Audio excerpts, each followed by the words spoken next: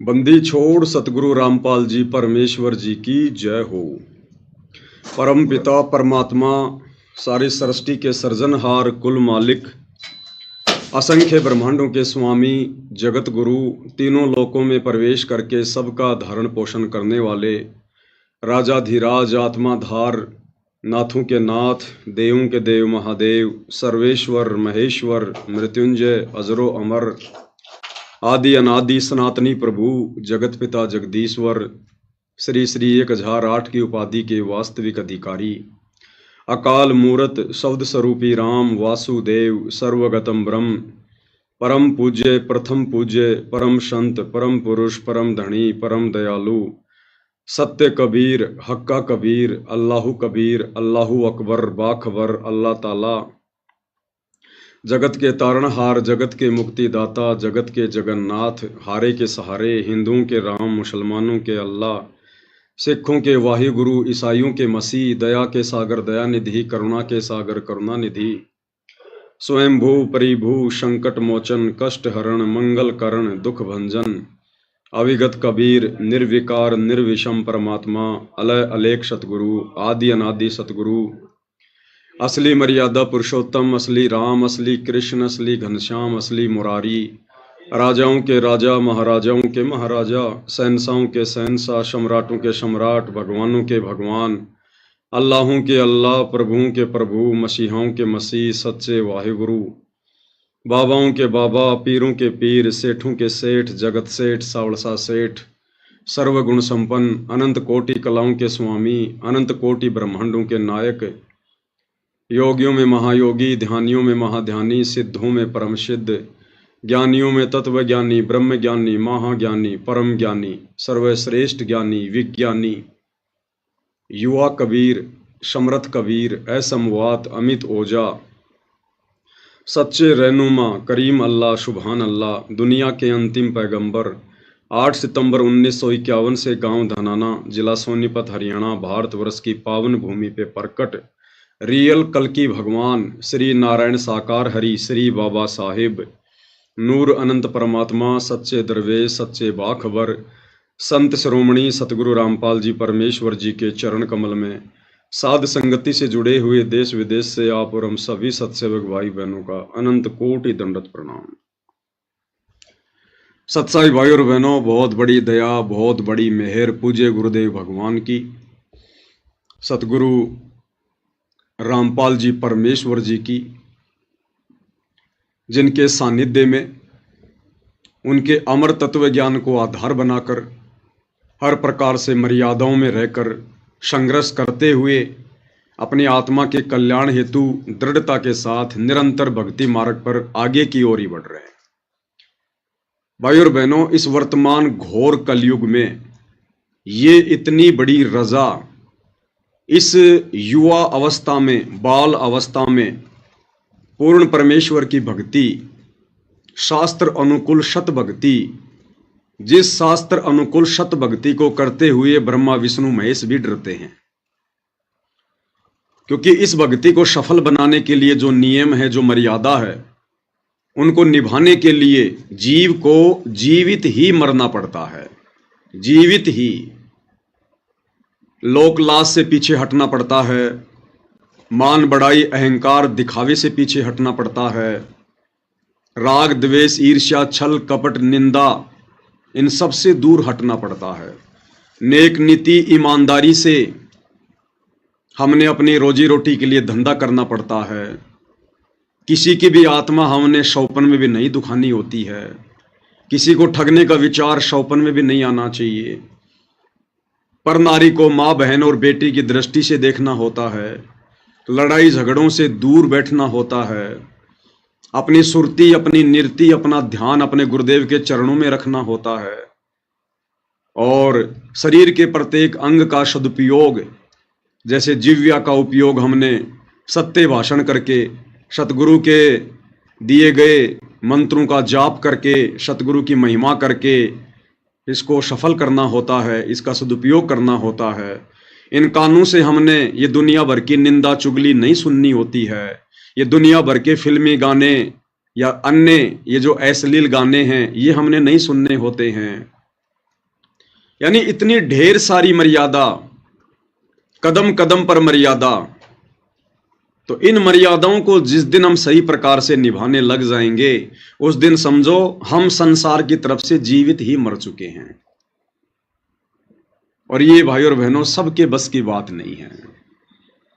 आदरणीय गरीबदास जी कहते हैं, सूली ऊपर सेज सुनो रे झुमकरा। यानी कबीर परमेश्वर की इस सतभक्ति को सफल करना ऐसा है जैसे सूली के ऊपर किसी ने अपनी सेज बिछा रखी हो।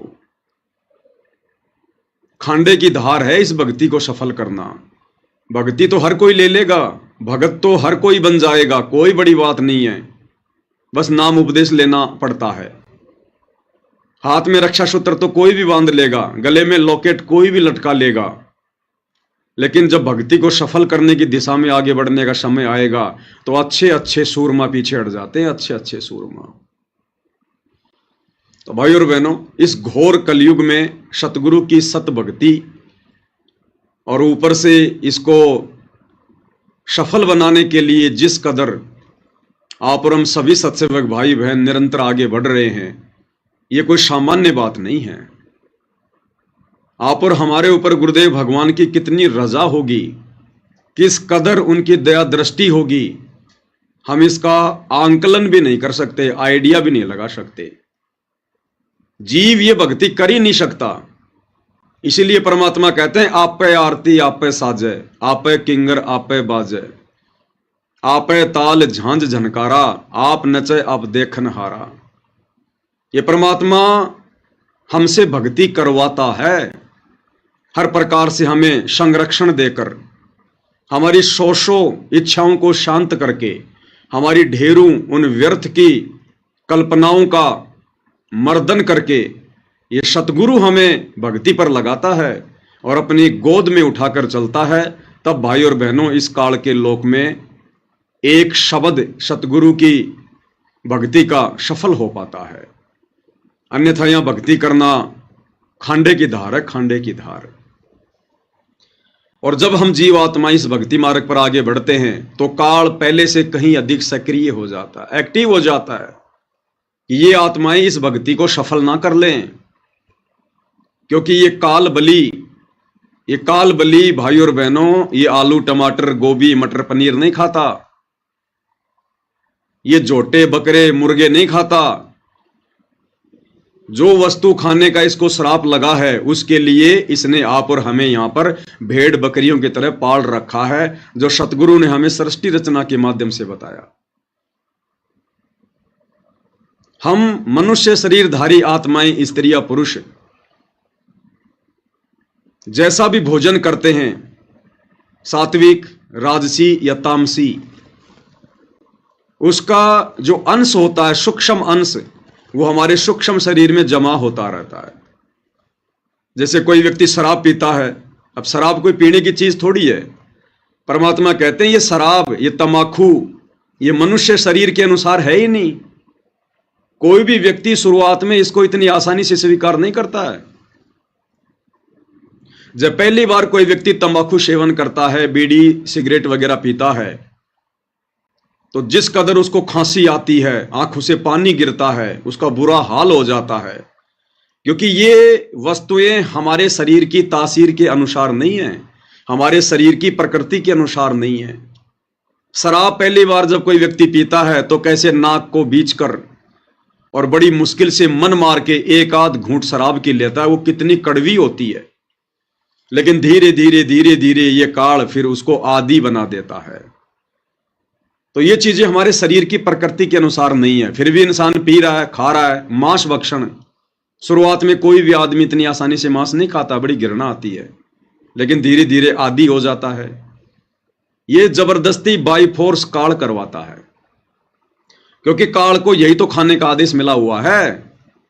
सूक्ष्म शरीर की वासना, सूक्ष्म शरीर का मैल, सूक्ष्म शरीर की गंध, जो ये आप और हमारे से इस प्रकार की बुराइयां करवाकर, विषय विकारों में धकेल कर, नशे करवाकर, शराब पिलाकर और हमारे सूक्ष्म शरीर में वासना जमा करता रहता है। वो वासना खाने का, वो मैल खाने का, वो गंध खाने का इसको परमेश्वर कबीर देव सतगुरु रामपाल जी की तरफ से श्राप लगा हुआ है। तो ये जबरदस्ती करवाता है। और इसी प्रकार भाइयों और बहनों, अब वर्तमान में जो ये भक्ति का पीक टाइम है, प्राइम टाइम है, कलयुग की बिचली पीढ़ी है, सतगुरु दिन रात मेहनत कर रहे हैं। 30 वर्षों से वर्णनीय संघर्ष किया है हमें समझाने के लिए सत्संग करके। तो ये भक्ति का प्राइम टाइम है, कलयुग की बिचली पीढ़ी। और जब इस मार्ग की शुरुआत हुई सन 1994 में, जब कबीर देव ने, सतगुरु रामपाल जी ने अपने यथार्थ 13वें कबीर पंथ की शुरुआत की, उसके बाद से काल पूरी तरह से बौखला गया। इसको चिंता होने लगी कि अब मेरा भोजन मेरे मुख से निकलेगा। तो भाई यहां तो आसानी से एक बिल्ली भी अपने भोजन को नहीं छोड़ती है, एक कुत्ता भी अपने भोजन को नहीं छोड़ता है जब उसके दांत तले हो। तो काल इतनी आसानी से कैसे छोड़ेगा आप और हमें? वो तो हर संभव अपने भोजन को बचाएगा, प्रयास करेगा। तो काल सन 1994 से ही एक्टिव है। और जैसे जैसे ये मार्ग आगे बढ़ता गया, काल को उतनी चिंता होने लगी, उतनी फिक्र होने लगी, और हर संभव प्रयास में लगा रहा। आत्माओं को डगमग किया जाए, उनके मन में शंका पैदा की जाए, संदेह पैदा किया जाए, गुरु मर्यादा तुड़वाई जाए, गुरु वचन की अवहेलना करवाई जाए, भक्ति विधिवत ना कर पाए कोई जीव, इसके लिए उसको व्यस्त किया जाए, उसके मन में सौ शंकाएं पैदा की जाए। तो ये अपना प्रयास पूरी तरह से कर रहा है। और अब तो भाई और बहनों, वो समय आ गया है जिस समय काल पूरी तरह से बौखलाया हुआ है, विशेषकर सन 2014 से। और काल पूरी तरह से एक्टिव हो चुका है, अपने अनेकों रूप बनाकर सतगुरु रामपाल जी परमेश्वर जी की संगत में जो भगत भाई बहन मर्यादा तोड़कर भक्ति करने का, भगत बनने का दिखावा कर रहे हैं, ढोंग कर रहे हैं, सूक्ष्म रूप में उनके हृदय में बैठा है, उनकी बुद्धि पर सवार है, और अन्य भगत भाई बहनों की भी मर्यादा तुड़वा रहा है, उनको भी भ्रमित करवा रहा है। और जब से सात संगतियां शुरू हुई है, तब से तो इसका हाल ही बेहाल हो गया कि यहां तो बिल्कुल प्योर सोल, प्योर आत्मा, शुद्ध आत्मा तैयार हो रही है। ये तो परमेश्वर की भट्ठी है, भट्ठी। तो भाई और बहनों, साध संगतियों को भी इतनी आसानी से आगे नहीं बढ़ने देगा। ये थोड़ी है कि हम साध संगति से जुड़ गए, पवन भगत जी के वीडियो देखने लग गए, गुरु जी की आरती उतारने लग गए, गुरु जी को भोग लगाने लग गए, तो बस हमारा तो हो गया बेड़ा पार। इस वहम में ना रहना भाई और बहनों। अंतिम श्वास तक हमने इसी प्रकार से जागरूक रहना पड़ेगा। परमात्मा कहते हैं, पाकी फसल देखकर गरबैयो मत किसान, अभी तो झोले बहुत हैं भाई, घर आले तब जान। किसान यदि अपने खेत में पकी हुई फसल को देखकर अभिमान करता है, घमंड करता है कि अब की बार तो मेरे जैसी फसल किसी की भी नहीं है, और अब की बार तो बढ़िया मकान बनाऊंगा, बच्चों की शादी करूंगा, फ्रिज लेके आऊंगा, मकान में एसी लगाऊंगा, मोटरसाइकिल लेके आऊंगा, अब की बार तो मेरे खेतों में जबरदस्त फसल लहरा रही है। तो परमेश्वर उस किसान का उदाहरण देकर आप और हमें भक्ति मार्ग पर समझा रहे हैं कि उस किसान को अभिमान नहीं करना चाहिए खेत में खड़ी हुई फसल को देखकर। अभी तो झोले बहुत हैं भाई, घर आले तब जान। अभी तो ना जाने कब आंधी चल जाए, कब भयंकर बारिश हो जाए, कब ओले गिर जाएं, कब क्या भूकंप आ जाए। जब तक वो फसल कट पिट के निकल कर और उनको बोरियों में और उनको उन कट्टों में बांध कर जब तक तू अपने घर पर ना रख ले, तब तक भाई तेरे को सचेत रहने की आवश्यकता है। तो भाई और बहनों, इसी प्रकार इस सतभक्ति मार्ग पर, ठीक है, परमेश्वर ने हमें सत्य मिशन से जोड़ दिया, सत्य मार्ग से जोड़ दिया, साध संगति से जोड़ दिया, क्योंकि परमात्मा कहते हैं साध की संगत सतगुरु की सेवा, अजर अमर घर पावे, और कहे कबीर सुनो रे गोरख, हम सबको तत्व भेद लखावे। लेकिन यहां पर तो पहले से भी ज्यादा सावधानियां बरतनी पड़ेंगी इस भक्ति को सफल करने के लिए। तो वर्तमान में भाइयों और बहनों कुछ एक घटनाएं जो दास के सामने आई है, परमात्मा की प्रेरणा से मेरी सेवा है, मेरी ड्यूटी है, हल्का फुल्का मैं आपको जानकारी दे दूं, आपको मैं परिचित करवा दूं ताकि आप धोखा खाने से बचें। तो दास के पास में फेसबुक पर कुछ पोस्ट आ रही हैं इस प्रकार की जो आप इस स्क्रीन पर देख रहे हैं। अब देखो आजकल मानव धर्मी भी बहुत हो गए, हजारों की संख्या में हो गए। दास तो हम सब थे ही पहले, और अब मानव धर्मी भी बहुत हो गए, और ये लोगों लगाने वालों की भी संख्या बहुत ज्यादा बढ़ गई है। अब पता ही नहीं चल पा रहा कौन मर्यादा में है और कौन मर्यादा में नहीं है, क्योंकि ये काल का लोग है, यहां पर नकलची लोग ज्यादा होते हैं, देखा देखी करने वाले ज्यादा होते हैं। तो दास के पास में इस प्रकार की पोस्ट एक दो भक्तों ने व्हाट्सएप पर भेजी है, और वो कह रहे हैं कि भगत जी, कुछ एक भगत हैं कर्नाटक साइड से, कर्नाटक के बीजापुर बताया कि वहां से कुछ एक भगत हैं जो अपना मनमाना आचरण संगत में फैला रहे हैं, और वो लोग ये कुप्रचार कर रहे हैं कि 8 सितंबर को सतगुरु रामपाल जी हमारे घर पर आएंगे, विमान लेकर आएंगे और हमें सशरीर सतलोक लेकर जाएंगे। और जिन जिन भगत भाई बहनों को सतलोक जाना है, सतलोक नहीं, गलती हो गई मुझ पवन दास की, कान पकड़ के माफी मांगता हूं भाई, अनामी लोक लेकर जाएंगे, डायरेक्ट अनामी लोक, सर्वश्रेष्ठ जगह पर, कि हमें अनामी लोक लेकर जाएंगे सतगुरु रामपाल जी। और जो जो भगत नहीं आएंगे बाद में बहुत पछताएंगे, बहुत रोएंगे, ये मौका फिर बार बार नहीं मिलेगा।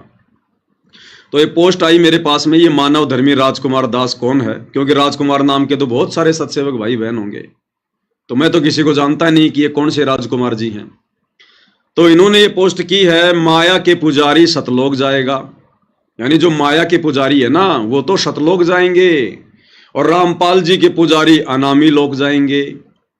और सतगुरु रामपाल जी के भगत कहां जाएंगे? अनामी लोक, जहां पर पूर्ण मोक्ष और पूर्ण आनंद है, जहां पर पूर्ण मोक्ष और पूर्ण आनंद है, अनामी लोक में। टट्टू है वहां पर, टट्टू, जैसे गुरुजी यहां कहते हैं ना कि जब संत आता है जब तो कोई पूजता को न्या, और मेरे मरे बाद में यहां पर मेरी मंडी बनाएंगे, यहां पर मेले भरिया करेंगे, फेर के मिलेगा, यहां पर टट्टू मिलेगा। तो अनामी लोक में टट्टू है, टट्टू। अकल के अंधो, क्या खाक सत्संग सुने तुम लोगों ने गुरुदेव भगवान के? क्यों अपने नाम के आगे भगत लगा रहे हो, मानव धर्मी लगा रहे हो, सत्सेवक लगा रहे हो? जिन जिन लोगों के इस प्रकार के विचार हैं वो दुनिया के सबसे बड़े गधे हैं, सबसे बड़े गधे। वो तो सतलोक आश्रम वालों से भी गिरे हुए हैं, गिरे हुए, मंद बुद्धि। अनामी लोक जाओगे, क्या है अनामी लोक में? क्या सत्संग सुने तुमने? अनामी लोक में सृष्टि है क्या? अरे परमात्मा क्या कहते हैं, लोक अनामी जावेगी वहां कोन्या मिले चौबारे, चौबारे यानी मकान, महल। अनामी लोक में सृष्टि नहीं है। लोक अनामी जावेगी वहां कोन्या मिले चौबारे, आत्मा और परमात्मा वहां कोन्या रहते न्यारे। यानी उस अनामी लोक में जाने के बाद में परमात्मा आत्मा का अस्तित्व सदा सदा के लिए समाप्त कर देता है। फिर आनंद क्या खाक भोगोगे तुम? जिस शब्द से परमेश्वर ने हमें प्रथम बार सतलोक में उत्पन्न किया था, उसी शब्द में परमात्मा अनामी लोक में ले जाकर आत्मा को वापस अपने शरीर में समा लेता है। फिर क्या खाक आनंद मनाओगे तुम वहां पर? टट्टू आनंद लोगे तुम वहां पर? अनामी लोक में केवल परमेश्वर अकेले रहते हैं, केवल परमेश्वर अकेले, और उनका जो रूप है वो निराकार और साकार से भी भिन्न है। ना उनको आकार में कह सकते, ना उनको साकार में कह सकते। निराकार और साकार से भिन्न जो अवस्था है उसमें रहते परमात्मा, कबीर देव, सतगुरु रामपाल जी, सिर्फ अकेले। वहां सृष्टि नहीं है। सुना तुमने कभी किसी सत्संग में सृष्टि रचना में कि अनामी लोक में सृष्टि है। अरे वाणी क्या कह रही है? लोक अनामी जावे गावा कोन्या मिले चौबारे। चौबारे यानी महल, वहां सृष्टि नहीं है। सृष्टि केवल नीचे के 3 लोकों में है। और सात संगति के माध्यम से जब वीडियो बन रहे थे पुस्तकों के ऊपर, तो भक्ति और भगवान पुस्तक में परमात्मा ने हमें क्या बताया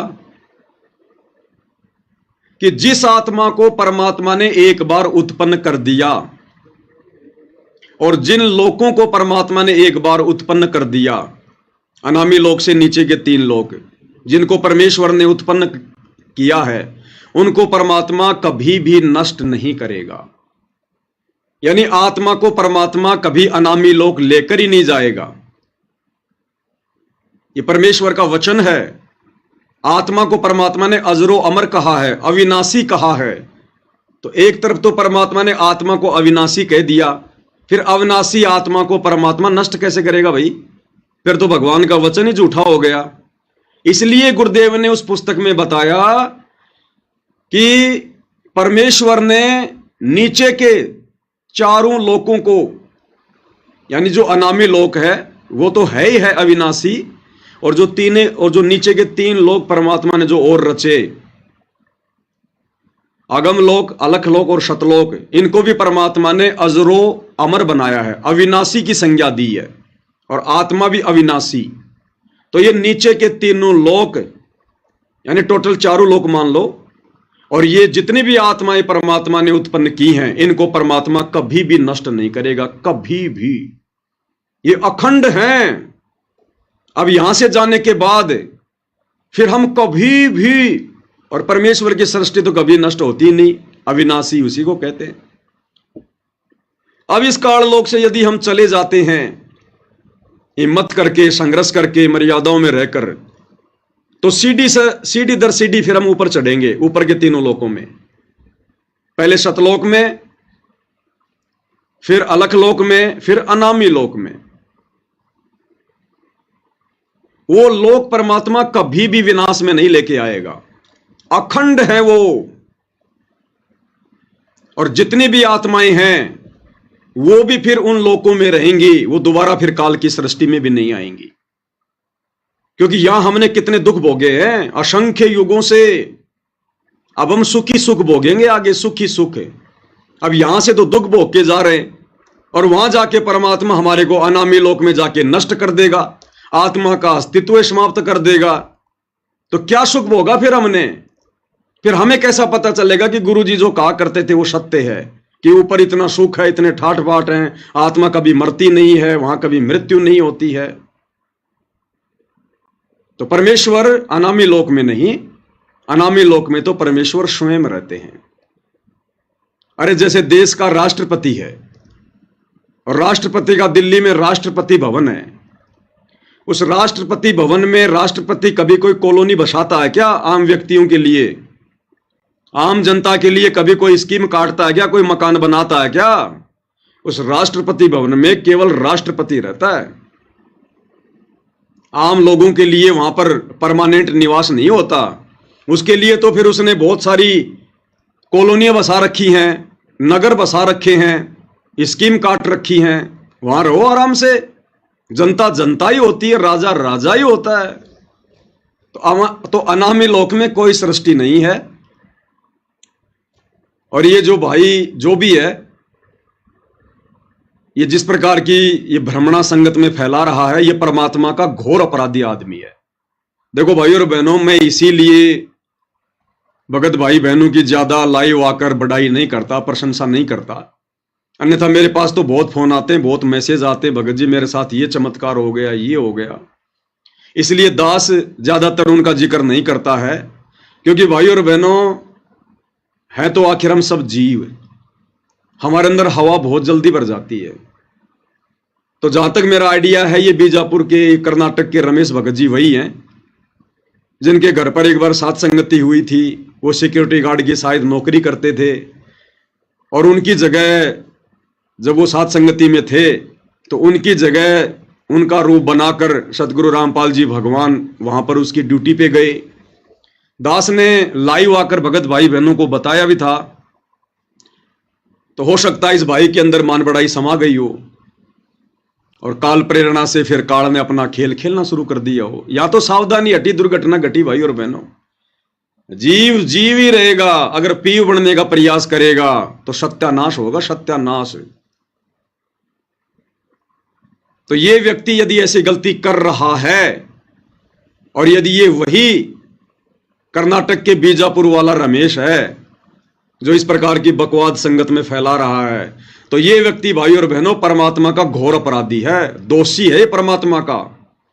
इसने सात संगति से जुड़ने के बाद भी अपना ये मनुष्य जीवन बर्बाद कर दिया। खुद तो नरक में जाएगा जाएगा, अपने परिवार को भी लेकर जाएगा। और कुछ एक मंदबुद्धि भगत मेरे पास में मैसेज भेज रहे हैं कि भगत जी ये क्या सत्य है, भगत जी आप आओगे या नहीं आओगे, भगत जी हमें जाना चाहिए या नहीं जाना चाहिए। भाई वो भी गए काम से, वो भी काम से गए। अगर उस रमेश को मान लो अगर गुरुजी ने कुछ दिखाया है, देखो भाई और बहनों परमात्मा समर्थ है, परमात्मा ये नहीं कर सकता वो नहीं कर सकता। अगर कोई इस प्रकार की बातें बोलता है तो गुरुदेव ने उसको मूर्ख बताया। लेकिन परमात्मा की भी कुछ मर्यादाएं हैं, कुछ नियम हैं, कुछ उसके उसूल हैं। उनसे हटकर यदि हम डींग मारेंगे तो वो भक्ति मार्ग में नहीं चलता। फिर परमात्मा तो समर्थ है, कुछ भी कर सकता है, वो तो कहीं से भी किसी को लेकर जा सकता है, नो डाउट। तो जिन जिन भगत भाई बहनों ने शंका व्यक्त की है ना, भगत जी क्या करें, हम जाएं या ना जाएं, हमें जाना चाहिए नहीं जाना चाहिए, तो वो भी भाई और बहनों मझधार में। जो व्यक्ति सात संगति से जुड़ने के बाद भी इन छोटी मोटी घटनाओं का निर्णय स्वयं नहीं कर रहा है, वो भी मंदबुद्धि है, उसकी भी मर्यादा खंडित है। अरे अगर आदेश उस रमेश दास को गुरुदेव ने दिया भी होगा तो तुम क्या वहां पे टट्टू लाने जा रहे हो? जब तुम्हें ले जाना होगा तो परमात्मा तुम्हें भी सूचना भेज देगा। अगर उस रमेश दास को उसके अनुसार गुरुजी ने आकर कहा है कि बेटा 8 सितंबर को तैयार रहना, मैं विमान लेके आऊंगा और तेरे को डायरेक्ट अनामी लोक में लेकर जाऊंगा, तो बाकी क्यों अपने ऐसे तैसी करवा रहे हो? वहां जाकर तुम्हें क्या मिलेगा? तुम्हारे लिए हुआ क्या आदेश? तुम्हें आदेश दिया गया है क्या? तुम क्यों भेड़ चाल में भग रहे हो? तुम क्यों देखा देखी में भग रहे हो? तो जिस व्यक्ति ने इस ज्ञान विरुद्ध इस पोस्ट को पढ़कर अगर मन में भी धारणा बना ली कि मैं जाऊंगा, जिसके मन में इतना भी दोष आ गया, विचार आ गया, वो व्यक्ति भी इस जन्म में मोक्ष प्राप्त नहीं कर सकता। ये परीक्षा चल रही है हमारी कदम कदम पे। अभी देखा नहीं तुमने इस हार में किस प्रकार से परमात्मा ठोक ठोक के परीक्षा ले रहा है? तो ये परीक्षा ही है ये वाली भी, जो ये पोस्ट आई है संगत में। ये पाखंड, ये आडंबर, ये ढोंग, ये षड्यंत्र, ये काल अब कदम कदम पे रचेगा। दास बहुत पहले कह चुका है भाई और बहनों, अब हम साथ संगति में उस दौर से गुजर रहे हैं, यहां पर जरा भी त्रुटि परमात्मा को पसंद नहीं होगी, जरा भी त्रुटि। और जरूर इस व्यक्ति ने कोई ना कोई गलती करी है, मर्यादा तोड़ी है, और ये काल ने अपना खेल खेला इसके साथ में, काल ने, क्योंकि काल ने भी तो अनामी लोक बना रखा है। अरे काल ने भी तो यहां पर नकली अनामी लोक, नकली अगम लोक, नकली सतलोक बना रखे हैं ना। तो ये काल खेल खेल रहा है उसके साथ में काल, क्योंकि परमात्मा काल को इजाजत दे देगा तो फिर वो अपने बाप का रूप बना लेगा, वैसे नहीं बना सकता। जब उसने अपने भाई जोगजीत का रूप बनाने के लिए भी उसकी आज्ञा मांगी, तो परमात्मा का कैसे बना लेगा? गुरुदेव भगवान का। हाँ, परमात्मा आदेश दे सकते हैं हम भक्तों की परीक्षा के लिए कि देख ले भाई मेरा रूप बना के, या फिर काल हो सकता है अपने रूप में आया हो, किसी और रूप में आया हो, और सतगुरु रामपाल जी भगवान ने उसका रूप चेंज कर दिया हो, अपना रूप बना दिया हो। उस काल को भी दिखाई नहीं दे रहा कि मेरा क्या रूप दिखाई दे रहा है, और भगत को भी वो गुरु जी का रूप दिखाई देगा, क्योंकि समर्थ तो सतगुरु है ना। सतगुरु जो चाहे सो कर ही। भाई ये कदम कदम पे परीक्षा होंगी हमारी, गुरुदेव भगवान कहते हैं सतलोक जाना कोई बच्चों का खेल नहीं है, कोई वो खाला का घर नहीं है, बरवाड़े का बस अड्डा नहीं है जो तुम पकड़ के रिक्शा पहुंच जाओगे। जोटा लगेगा, जोटा जोर लगेगा।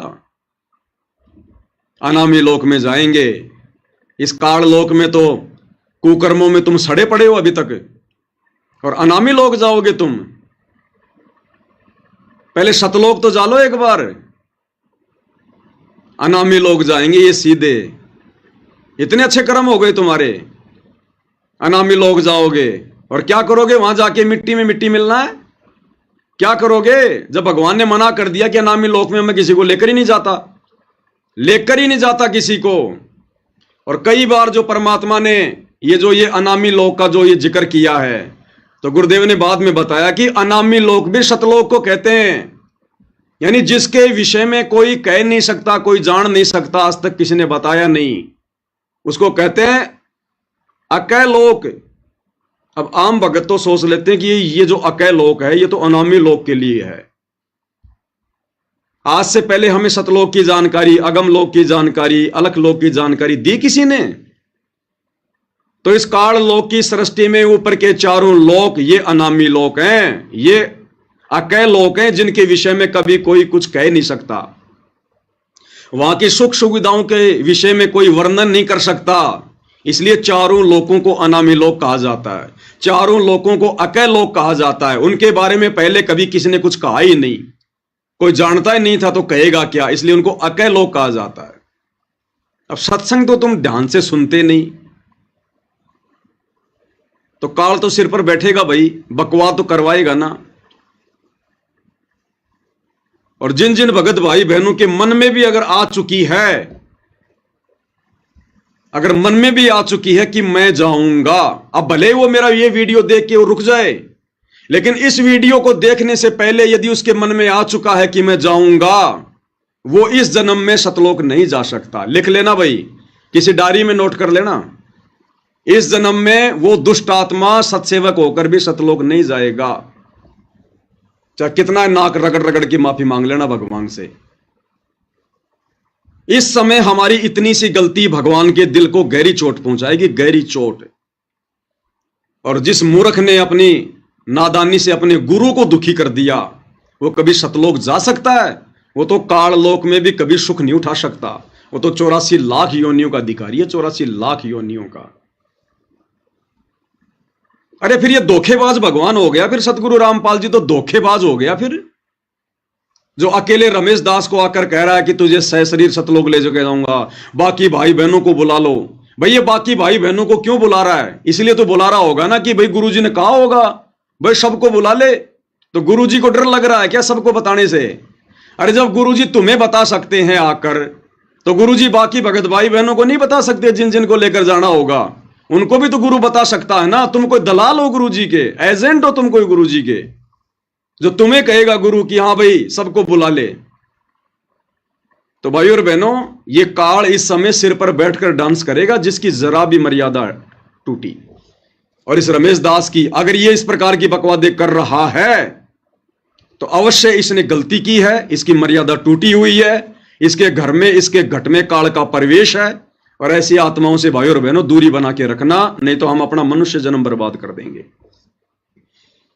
हमें तो गुरुजी ने कभी इस प्रकार की विधि नहीं बताई, 30 साल हो गई, कभी गुरुजी ने नहीं कहा कि भाई मैं ऐसे चुपके चुपके आऊंगा और उस भगत के माध्यम से फिर मैं तुम्हें संदेशा दिलाऊंगा कि आ जाओ आ जाओ, तुम्हें अनामी लोक लेकर जाऊंगा। हमें तो कभी नहीं कहा गुरुजी ने कि मैं तुम्हें अनामी लोक लेकर जाऊंगा। हमें तो केवल गुरुजी सतलोक तक की जानकारी दे रहे हैं और कह रहे हैं सबसे पहले हम यहां से सतलोक जाएंगे। सतलोक में फिर तुम्हारी इच्छा है ऊपर जाओ या ना जाओ, बाकी सतलोक में फिर तुम्हें कोई कष्ट नहीं है, कोई दिक्कत नहीं है, वहां कोई मृत्यु नहीं है, किसी चीज का अभाव नहीं है, कोई बुढ़ापा नहीं है, कोई रोग नहीं है। फिर आगे तुम्हारी मर्जी भाई, अगर आगे जाओगे तो आगे की तुम्हें भक्ति दे दी जाएगी। हमें तो कभी नहीं कहा गुरुजी ने किसी भी सत्संग में कि भाई तुम्हें डायरेक्ट अनामी लोक लेकर जाऊंगा। और ये इस प्रकार की घटिया पोस्ट डाल के कि माया के पुजारी सतलोक जाएगा। अरे माया के पुजारी कभी सतलोक जाएंगे क्या मूर्ख आदमी? अरे माया का पुजारी कभी सतलोक जा सकता है क्या? ये टोटल भाई और बहनों काल बैठा उसके सिर पे काल। तो उसने तो अपना जीवन बर्बाद किया ही किया। और जिन जिन आत्माओं के मन में ये आ चुका है मेरा ये वीडियो देखने से पहले कि हम भी जाएंगे, वो आत्माएं भी अपना ये जन्म बर्बाद कर चुकी हैं, ये फाइनल मान लेना। तो ये कुछ बकवादे हैं भाई और बहनों जो आपके सामने पेश करनी जरूरी थी। और हो सकता है भाई और बहनों मान लो इसको परमात्मा उस दिन आकर ले भी जाएं, लेकिन आप और हमने फिर भी इस प्रकार की बकवादों में नहीं पड़ना है। जब तक गुरुजी हमसे आकर कोई बात ना कहें, जब तक हमें आकर कोई आदेश ना दें, और जब तक हम उनके द्वारा बताई गई विधि अनुसार ये कन्फर्म नहीं कर लें कि ये मेरा गुरु है या फिर मेरा गुरु मेरी परीक्षा ले रहा है या मेरे गुरु ने अपना रूप इस काल को दे दिया मेरी परीक्षा के लिए, जब तक ये कन्फर्म ना हो जाए तब तक भाई और बहनों हमने केवल उसी विधि से सतलोक जाने की तैयारी करनी है जो विधि गुरुदेव ने पिछले 30 वर्षों से अपने सत्संगों में बताई है। केवल उसी विधि से। ये काल का लोक है, ये छोड़ेगा नहीं। अंत समय में भी मर्यादा तुड़वा देगा किसी न किसी बहाने, किसी न पॉइंट पर मन में शंका पैदा कर देगा। इसलिए परमात्मा कहते हैं यो गुरु ज्ञान विज्ञान वाणी जीवित ही जग में मरो, यानी संसार की तरफ से जीवित मर जाओ। संसार किसका? काल का। ना हमने कोई काल की बातों पे ध्यान देना, ना हमने काल के पुजारियों की बातों पे ध्यान देना। अपने सतगुरु के प्रत्येक वचन को सत्य मानकर आगे बढ़ना है भक्ति मार्ग पर। और जैसे जैसे हम अब आगे की ओर बढ़ेंगे 2028 युग परिवर्तन, तैसे तैसे ये काल भाई और बहनों ना जाने क्या क्या परपंच रचेगा, क्या क्या षड्यंत्र रचेगा। अभी तो देखते जाओ आप, अभी तो ढंग से शुरुआत है। अभी आगे आगे देखते जाओ क्या क्या होता है। कितने लोग साथ संगति में डटे रहेंगे। जब परीक्षाएं होंगी ना तब देखना। परमात्मा कहते हैं भक्ति भाव भादो नदी सबे चले गहराए और सरिता सोई जानिए जो जेठ मास ठहराए। अभी भक्ति का जेठ मास आया नहीं है। जब वो जेठ मास आएगा, प्यास सताएगी, गले सूखेंगे, तब पता चलेगा हम कहां कहां भगेंगे, क्या क्या होगा हमारे साथ में। अभी तो परमात्मा हमारी बहुत मदद कर रहा है, बहुत सहयोग दे रहा है। अभी तो हमें ज्ञान और भक्ति से दृढ़ कर रहा है। और जब वो परीक्षा लेगा ना ठोक ठोक के बजा बजा के, तब पता चलेगा उसके असली हीरे मोतीलाल कौन है। तो ये ज्ञान आधार बिल्कुल भी नहीं है। जो ये घटिया पोस्ट सोशल मीडिया पर कुछ एक नादान भगत वायरल कर रहे हैं, वो अपना जीवन बर्बाद कर चुके हैं। और भाई आगे किसने क्या करना है ये अपना डिसीजन खुद ले लेना। हमेशा तुम्हें भगत भाई बहन नहीं समझाएंगे। अगर तुम यहां पर भी डगमग हो रहे हो और जब ये स्थूल शरीर छोड़कर त्रिकुटी की यात्रा करोगे, तुम क्या खाक जाओगे तुम त्रिकुटी पर?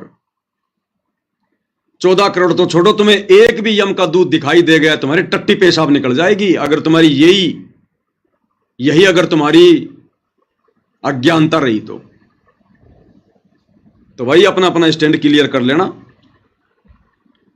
उसके बाद भाई और बहनों दूसरी जो घटना है, एक ये पीला पर्चा है, आप सभी भगत भाई बहनों के सामने है।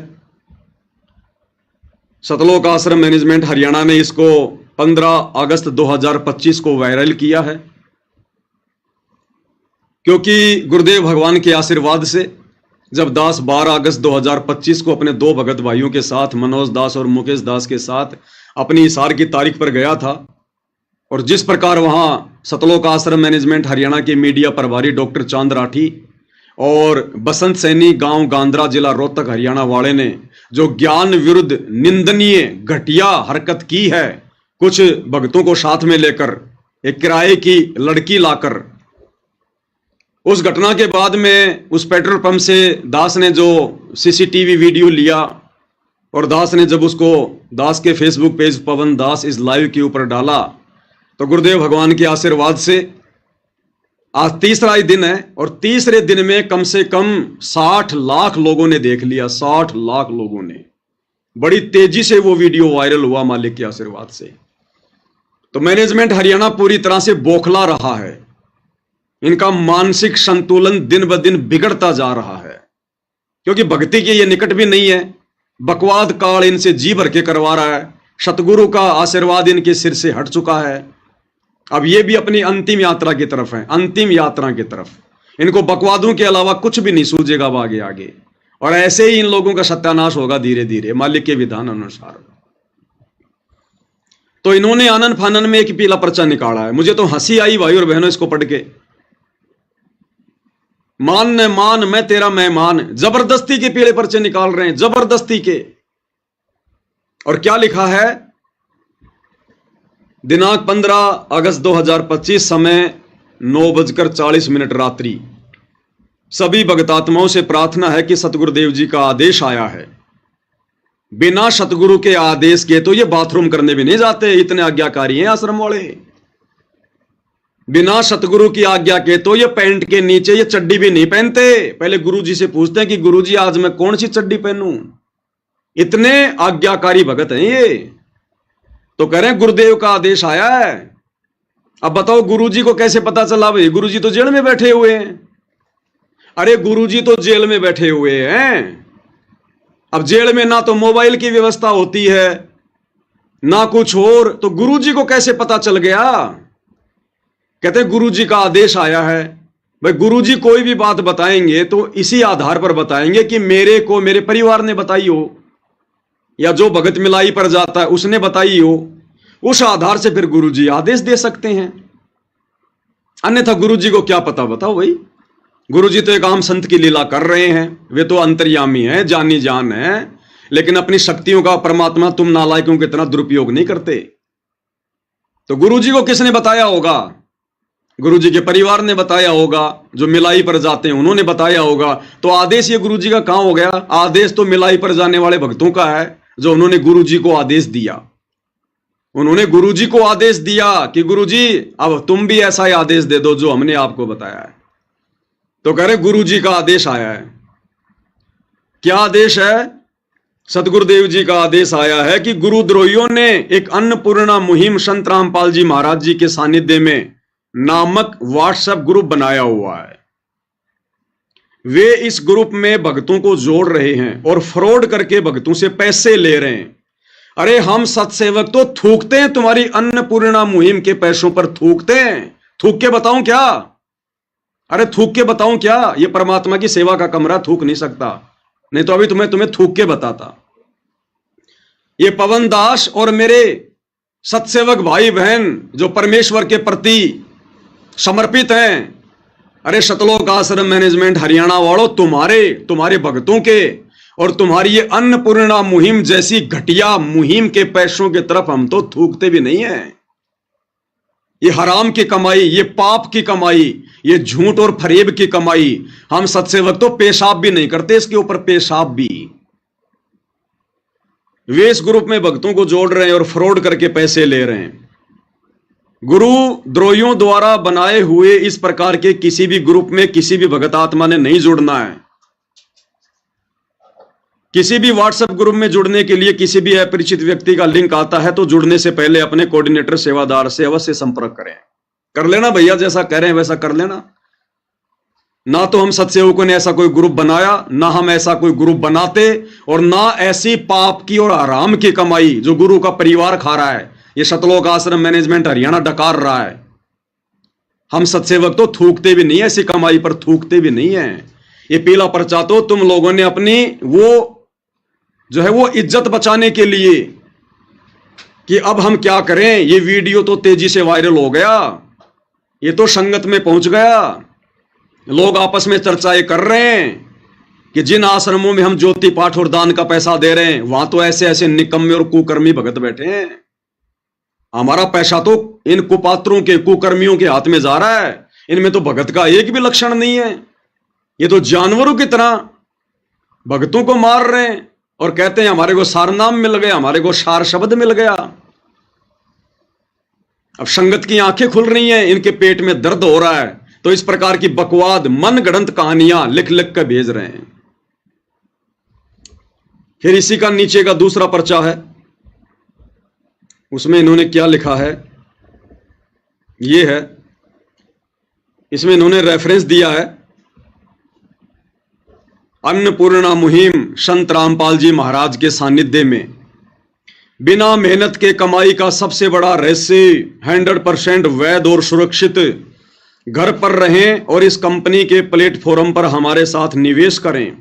अपने मासिक वेतन पर निर्भर ना रहें। आपका मासिक वेतन आपको अमीर नहीं बनाएगा। शामिल हो, प्रक्रिया पर भरोसा करें, अपना पैसा यहां निवेश करें, हम पर नहीं। कृपया यहां घोटालेबाजों को स्वीकार ना करें। विश्वसनीय क्रिप्टो ट्रेडिंग निवेश कंपनी, निवेश योजना 5,500 का निवेश करें और 24 घंटों के भीतर 55,000 प्राप्त करें। 7,500 का निवेश करें और 24 घंटों के भीतर 75,000 कमाएं। हम थूकते हैं भाई ऐसे कमाई पर। इस परमेश्वर के ज्ञान को आधार बनाकर अपनी आत्मा के कल्याण को देखते हुए हम सत्सेवक भाई बहन तो अपनी नौकरियां तक छोड़ने को तैयार हैं कि हमने नहीं करनी ऐसी नौकरी जिस नौकरी में हमारा समय ज्यादा व्यर्थ बर्बाद हो रहा है, हमारे समाज से बर्बाद हो रही है।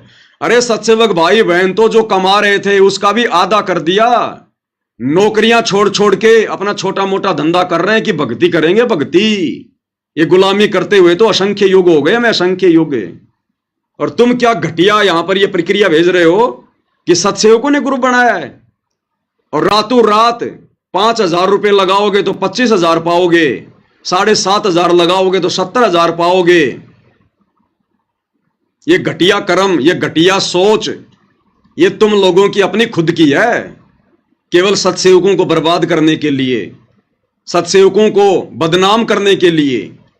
तो ना तो हम भाई और बहनों बर्बाद होने वाले, क्योंकि जिसको आबाद करने वाला पूर्ण परमात्मा हो उसको बर्बाद कौन कर देगा। और बदनामी की हमें फिक्र नहीं, हमें चिंता नहीं। जब हमारा बाप हिसार जेल में बैठा है और जेल में बैठे हुए व्यक्ति की क्या इज्जत होती है यहां पर हम सबको पता है। तो जब हमारा बाप बेइज्जत होकर दुनिया की नजरों में जेल में बैठा है तो हम गधे इस संसार में इज्जत प्राप्त करके 84 में जाएंगे क्या? हम सत्सेवक इज्जत के ठेकेदार नहीं हैं। तो ये घटिया और निंदनीय ये पीला पर्चा, और तो तुम्हारे पास में कोई है नहीं जवाब। बुद्धि पे तुम्हारे काल बैठा हुआ है। ये घटिया इल्जाम लगाने के सिवा क्या तुम्हारे पास में? अरे जब तुम हिसार में, वो तुम्हारा बसंत सैनी जो इन आश्रमों में पाठ करता है, जब वो एक किराए की लड़की पकड़ के ला सकता है मुझ पवन दास पर लड़की का झूठा आरोप लगाने के लिए, तो ये व्हाट्सएप पे ग्रुप बना बना के डालना, हमारे को बदनाम करने की साजिश करना, ये कौन सी बड़ी बात है? उस लड़की वाले कुक्रम के आगे तो ये कुछ भी नहीं है। चाहे दिन में 50 ग्रुप बना के और हम सत्सेवकों को तुम बदनाम करो। तो भाई और बहनों, जब इंसान का जब पतन होना शुरू हो जाता है ना, तो उसकी बुद्धि काम करना छोड़ देती है। विनाशकालीन विपरीत बुद्धि हो जाती है उसकी। तो आगे आगे अब इन लोगों के साथ में यही होगा। और देख लेना भाई और बहनों इसका अंजाम। जो इन्होंने गुरुदेव भगवान की भक्ति और मर्यादाओं की 2014 के बाद से जो ये धज्जियां उड़ाई है ना, जो गुरुदेव भगवान की छाती पर इन्होंने जो ये कुठाराघात किया है ना, जितना दुख उनको दिया है, जितने आंसू उनकी आंखों से इन्होंने गिराए हैं, उसका परिणाम देख लेना भाई और बहनों। परमात्मा कुछ नहीं कहेगा, लेकिन उनका विधान काम करेगा, उनका विधान। इनकी दुर्गति देखकर लोग भक्ति से किनारा कर लेंगे, भक्ति से किनारा। इनका वो समय आएगा थोड़े दिनों बाद में। ये काल चक्कर शुरू हो चुका है अब। तो ये इनकी मनमानी बकवाद है भाई और बहनों। आप सभी भाई बहनों को सूचित करना जरूरी होता है दास ने, क्योंकि दास की परमात्मा ने यही ड्यूटी लगाई है। अब भाई और बहनों, हम पूज्य गुरुदेव भगवान के सत्संगों के ऊपर चलते हैं, क्योंकि सत्संगों से हमें जानकारी मिलेगी और जानकारी से हम सावधान रहेंगे, अपनी मर्यादाओं को बचा पाएंगे, अपनी भक्ति को सफल कर पाएंगे। तो दास के पास में जो शॉर्ट वीडियो लगभग 1500 की संख्या में है, हम शॉर्ट वीडियो के ऊपर समझने का प्रयास करेंगे जो गुरुदेव भगवान हमें समझाना चाहते हैं। और परमेश्वर इस वीडियो में कह रहे हैं कि बच्चों, इस मां के पेट में ये प्राणी 9 महीने जो कष्ट भोगता है, ऊपर को पैर, नीचे को सिर और साथ में वो जठराग्नि, जिसके तापमान का कोई आइडिया नहीं है। लोहा पिघलाने की जो फैक्ट्री होती है ना, उससे भी सैकड़ों गुना ज्यादा तापमान इस परमेश्वर के द्वारा बनाए गए इस शरीर में जठराग्नि में होता है, जठराग्नि में। ये परमेश्वर की रचना है। तो परमात्मा कहते हैं कि 9 महीने ये आत्मा, ये जीव इतना भयंकर दुख भोगता है। सबसे बड़ा नरक कुंड मां का गर्भ है, मां का पेट, जहां हम सभी भगत भाई बहन, जब जब हमारे को ये मनुष्य जन्म मिलता है, हम ये कष्ट भोग कर बाहर निकलते हैं, कष्ट भोग कर बाहर। इसलिए परमात्मा कहते हैं अगर तुम पार नहीं हो पाओगे तो तुम्हें बारंबार नरक कुंड में गिरना पड़ेगा, नरक कुंड में। क्योंकि इस मनुष्य शरीर में एक ब्रह्मांड की पूरी रचना है, पूरी रचना। और एक ब्रह्मांड में इस काल ने स्वर्ग भी बना रखा है, नरक भी बना रखा है। तो हमने सब कुछ भोगना पड़ता है, सब कुछ। तो यदि हम मोक्ष प्राप्त नहीं करते हैं मनुष्य जन्म प्राप्त करके, भले हमारे को परमात्मा 84 में ना भेजे। देखो 84 में भेजना ना भेजना, इसके पीछे भी एक रहस्य होता है। जैसे गुरुदेव भगवान अपने कई सत्संगों में जिक्र करते हैं कि बच्चों, यदि तुमने एक बार उपदेश ले लिया और जब तुम्हें सतनाम मिल जाता है, सतनाम मिलने के बाद यदि तुम्हारी मृत्यु भी हो जाती है या तुम्हारा मोक्ष नहीं हो पाता है, तो तुम 84 लाख योनियों में नहीं जाओगे, बारंबार तुम्हें मनुष्य जन्म प्राप्त होंगे। अब इसके पीछे भी भाई और बहनों कुछ नियम हैं। हर भगत को सतनाम लेने के बाद यदि पार नहीं हुआ तो केवल मनुष्य जन्म ही नहीं मिलेंगे, वो 84 में भी जाएगा। नियम क्या है? 84 में तो वो भगत नहीं जाएगा जो भक्ति करते करते भी, गुरु में श्रद्धा रखते रखते भी, जो किसी कारण से रह गया, उसका पैर फिसल गया, उसने सतनाम भी ले लिया, सारनाम भी ले लिया, लेकिन किसी न किसी पॉइंट पर वो रह गया। अगर वो गुरुद्रोही नहीं होता है, अगर वो गुरु की निंदा चुगली नहीं करता है, अगर वो विशेष कोई बकवाद नहीं करता है, तो फिर परमात्मा उस आत्मा को जल्दी से 84 में नहीं जाने देता, जल्दी से नहीं जाने देता। बारंबार उसको मनुष्य जन्म मिलेंगे, परमात्मा उसकी बैटरी चार्ज करता रहेगा। और जिस भगत ने इस सत्संग को सुनकर कि सतनाम तो मेरे को मिल ही गया, सार नाम तो मुझे मिल ही गया, और गुरु जी का आदेश है कि जिसने एक बार सतनाम ले लिया, सार नाम ले लिया, और अगर इस कलयुग की पिछली पीढ़ी में पार नहीं हुआ तो वो 84 में नहीं जाएगा। और वो नादान सोच ले कि अब 84 में तो मैं जाऊंगा ही नहीं, और पार हो ना हो फिर क्या फर्क पड़ता है, बार बार मनुष्य जन्म प्राप्त करूंगा, 84 में तो जाना नहीं। जिसने अपने मन में यह सोचकर भक्ति को हल्के में ले लिया कि 84 में तो जाना ही नहीं है, फिर कभी पार हो जाएंगे, वो फिर निश्चित 84 में जाएगा। क्योंकि वो जानबूझ के सांची तज रहा है, वो जानबूझ के गलती कर रहा हो। और एक वो व्यक्ति जो भक्ति करते करते सतनाम लेकर, सारनाम लेकर जो गुरुद्रोही हो जाता है, जो गुरुद्रोही हो जाता है। अब गुरुद्रोही का मतलब ये नहीं है कि गुरु जी के पीछे लेकर डंडा पड़ जाए, या गुरु जी को सरेआम रोड पे खड़ा होकर गालियां निकालने लग जाए, या गुरु जी की जो है बुराई करने लग जाए, वो ही गुरुद्रोही होता है। ये सारे उदाहरण दे रखे हैं गुरुदेव ने। कमाल को गुरुदेव ने गुरुद्रोही की संज्ञा दी, गुरुद्रोही की। अब बताओ भाई और बहनों, कमाल ने कब गुरु जी को गालियां दी, कब गुरु जी की निंदा करी, बताइए? लेकिन वो भी गुरुद्रोही, लेकिन उसने वो काम कर दिया, परमेश्वर की आत्माओं को परमेश्वर से दूर कर दिया, उसने सबकी मर्यादाएं खंडित करवा दी, और अंत में वो गुरुद्रोही कहलाया। वो 84 में जाएगा। और उस कमाल वाला काम वर्तमान में गुरु जी का परिवार कर रहा है, ये कोऑर्डिनेटर कर रहे हैं, ये नामदान संचालक कर रहे हैं, ये बसंत सैनी जैसे लोग कर रहे हैं उसी कमाल वाला काम।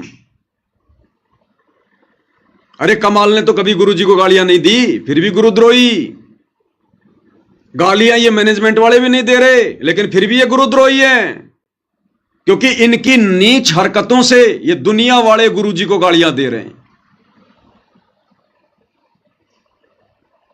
इन्होंने 2019 में गुरुदेव भगवान की मर्यादाओं के विरुद्ध खड़ा होकर काल प्रेरणा से पूरी संगत को यह आदेश बता दिया कि गुरु जी का आदेश है, हमने बीजेपी को हराना है और कांग्रेस को जिताना है। और एक ऐसे व्यक्ति का फुल टू फुल हरियाणा में समर्थन करवा दिया भक्तों से, जिस व्यक्ति के विषय में गुरुदेव ने साफ साफ कह रखा कि उस भूपेंद्र सिंह हुड्डा को, जो करोथा कांड के समय कांग्रेस सरकार में हरियाणा का मुख्यमंत्री था, गुरुदेव ने कह दिया कि उस व्यक्ति के तो इतने लंबे लंबे कीड़े पड़ेंगे, इतने लंबे लंबे कीड़े। और उसने तो पाप कर्मों की मालगाड़ी भर ली, पाप कर्मों की मालगाड़ी। उसी व्यक्ति को काल प्रेरणा से 2019 में गुरुजी के परिवार ने, इन कोऑर्डिनेटरों ने हरियाणा में दोबारा से मुख्यमंत्री बनाने के लिए जी जान से प्रयास किया। सतगुरु के द्रोही उस भूपेंद्र सिंह हुड्डा का समर्थन करवाया। और जिस समय इन्होंने गुरुदेव के विधान से हटकर, क्योंकि गुरुदेव भगवान तो राजनेताओं पर थूकते भी नहीं है, इस राजनीति पर थूकना भी पसंद नहीं करते गुरुजी, तो अपने भक्तों को इस गंदी राजनीति में झोंकना तो बहुत दूर की बात है। और उसी गुरु का नाम लेकर 2019 में कांग्रेस को वोट डलवाए। अब जब कांग्रेस को वोट डलवाए जा रहे थे, खुलेआम कांग्रेस का समर्थन किया जा रहा था, तो बीजेपी वाले क्या कर रहे थे? वो गुरुजी को गालियां दे रहे थे।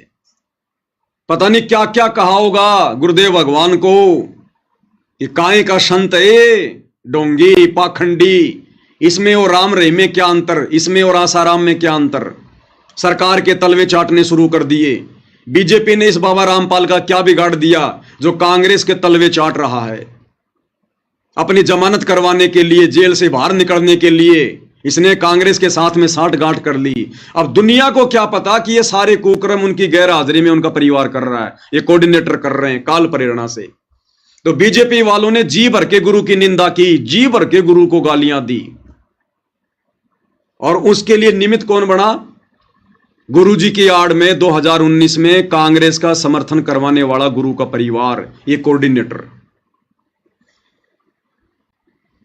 फिर जब कांग्रेस सरकार से इनका कार्य सिद्ध नहीं हुआ, काल ने देखा कि अभी ये पूरी मर्यादा टूटी नहीं है, ढंग से इनका घीस निकालनी है।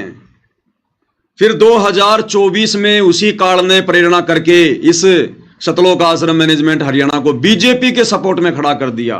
कांग्रेस को छोड़ दिया और फिर बीजेपी के सपोर्ट में आ गए। बड़े बड़े नेताओं की रैलियों में, एमएलए की रैलियों में बेचारे भोले भाले भक्तों को गुरुजी का आदेश बताकर भेजा जा रहा है। सरेआम वोट डलवाए जा रहे हैं पार्टी विशेष का नाम लेकर। अब वो कांग्रेस वाले क्या करेंगे? फिर वो गुरुजी को गालियां निकालेंगे कि भैया तो वास्तव में महादोगल आदमी है। अब इसने बीजेपी की पूंछ पकड़ ली, ये तो दल बदलू आदमी है, ये बाबा रामपाल तो बिना पैंदे का लोटा है, पता नहीं क्या क्या कहा होगा और जी भर के गालियां दी होंगी। इसका तो कोई स्टैंड ही नहीं है। इस बाबा रामपाल से तो राम रहीम 100 गुना अच्छा। वो शुरू से बीजेपी का है और ये तो कभी कांग्रेस का, कभी बीजेपी का, कभी कांग्रेस का, कभी बीजेपी का। तो गुरुदेव भगवान की ये निंदा चुगली जो उन्होंने की, उसके लिए निमित्त कौन बने? गुरुजी का परिवार, ये कोऑर्डिनेटर। तो बताओ इनसे बड़ा गुरुद्रोही और कौन होगा? अरे उस कमाल ने कम से कम ऐसा घटिया काम तो नहीं किया जो तुमने कर दिया। तुम तो उससे भी बड़े गुरुद्रोही की श्रेणी में हो। अरे उस काल ने कभी स्टेडियम तो नहीं बनवाए, खेल तो उस समय भी खेला करते थे लोग। उस काल ने कभी, उस कमाल ने कभी स्टेडियम तो नहीं बनवाए, अपने गुरु की मर्यादाओं को सरेआम तो नहीं तोड़ा। जो कुकर्म तुम लोगों ने कर दिए गुरु की आड़ में, तो ये रियल गुरुद्रोही हैं भाई और बहनों। तो ऐसी आत्माएं फिर 84 लाख योनि में जाएंगी, चाहे वो कितना बड़ा सूरमा क्यों ना हो। उसने चाहे सतनाम ले रखा हो, चाहे सारनाम ले रखा हो, ये काल सूक्ष्म चोट मारेगा। ये आमने सामने की लड़ाई नहीं लड़ेगा वर्तमान में। इसने कह रखा है कि अब मैं रावण जैसी गलती नहीं करूंगा, आमने सामने होकर लड़ाई नहीं लड़ूंगा। मैं दुर्योधन जैसी गलती नहीं करूंगा, आमने सामने की लड़ाई नहीं लड़ूंगा। मैं कंस जैसी गलती नहीं करूंगा, आमने सामने की लड़ाई नहीं लड़ूंगा। इस कलयुग की बिचली पीढ़ी में अगर मैं लड़ाई लड़ूंगा उस कल की भगवान के साथ, उस पूर्ण परमात्मा के साथ, तो उसके भक्तों के अंदर मैं प्रवेश करके लड़ूंगा, उसके भक्तों में प्रवेश करके लड़ूंगा। उसके भक्तों का ही मैं उस भगवान का विरोधी बना दूंगा और फिर कहूंगा कि अब मुझे मार के बता। अगर मुझे मारना है तो पहले अपने भक्तों को मारना पड़ेगा, क्योंकि मैं तेरे भक्तों में प्रवेश हूं। अगर मुझ काल को मारना है तो पहले अपने भक्तों को मारना पड़ेगा, क्योंकि अब वो आमने सामने की लड़ाई नहीं लड़ रहा, अब वो सूक्ष्म लड़ाई लड़ रहा है, भक्तों में प्रवेश करके भक्तों की मर्यादा तोड़वा रहा है।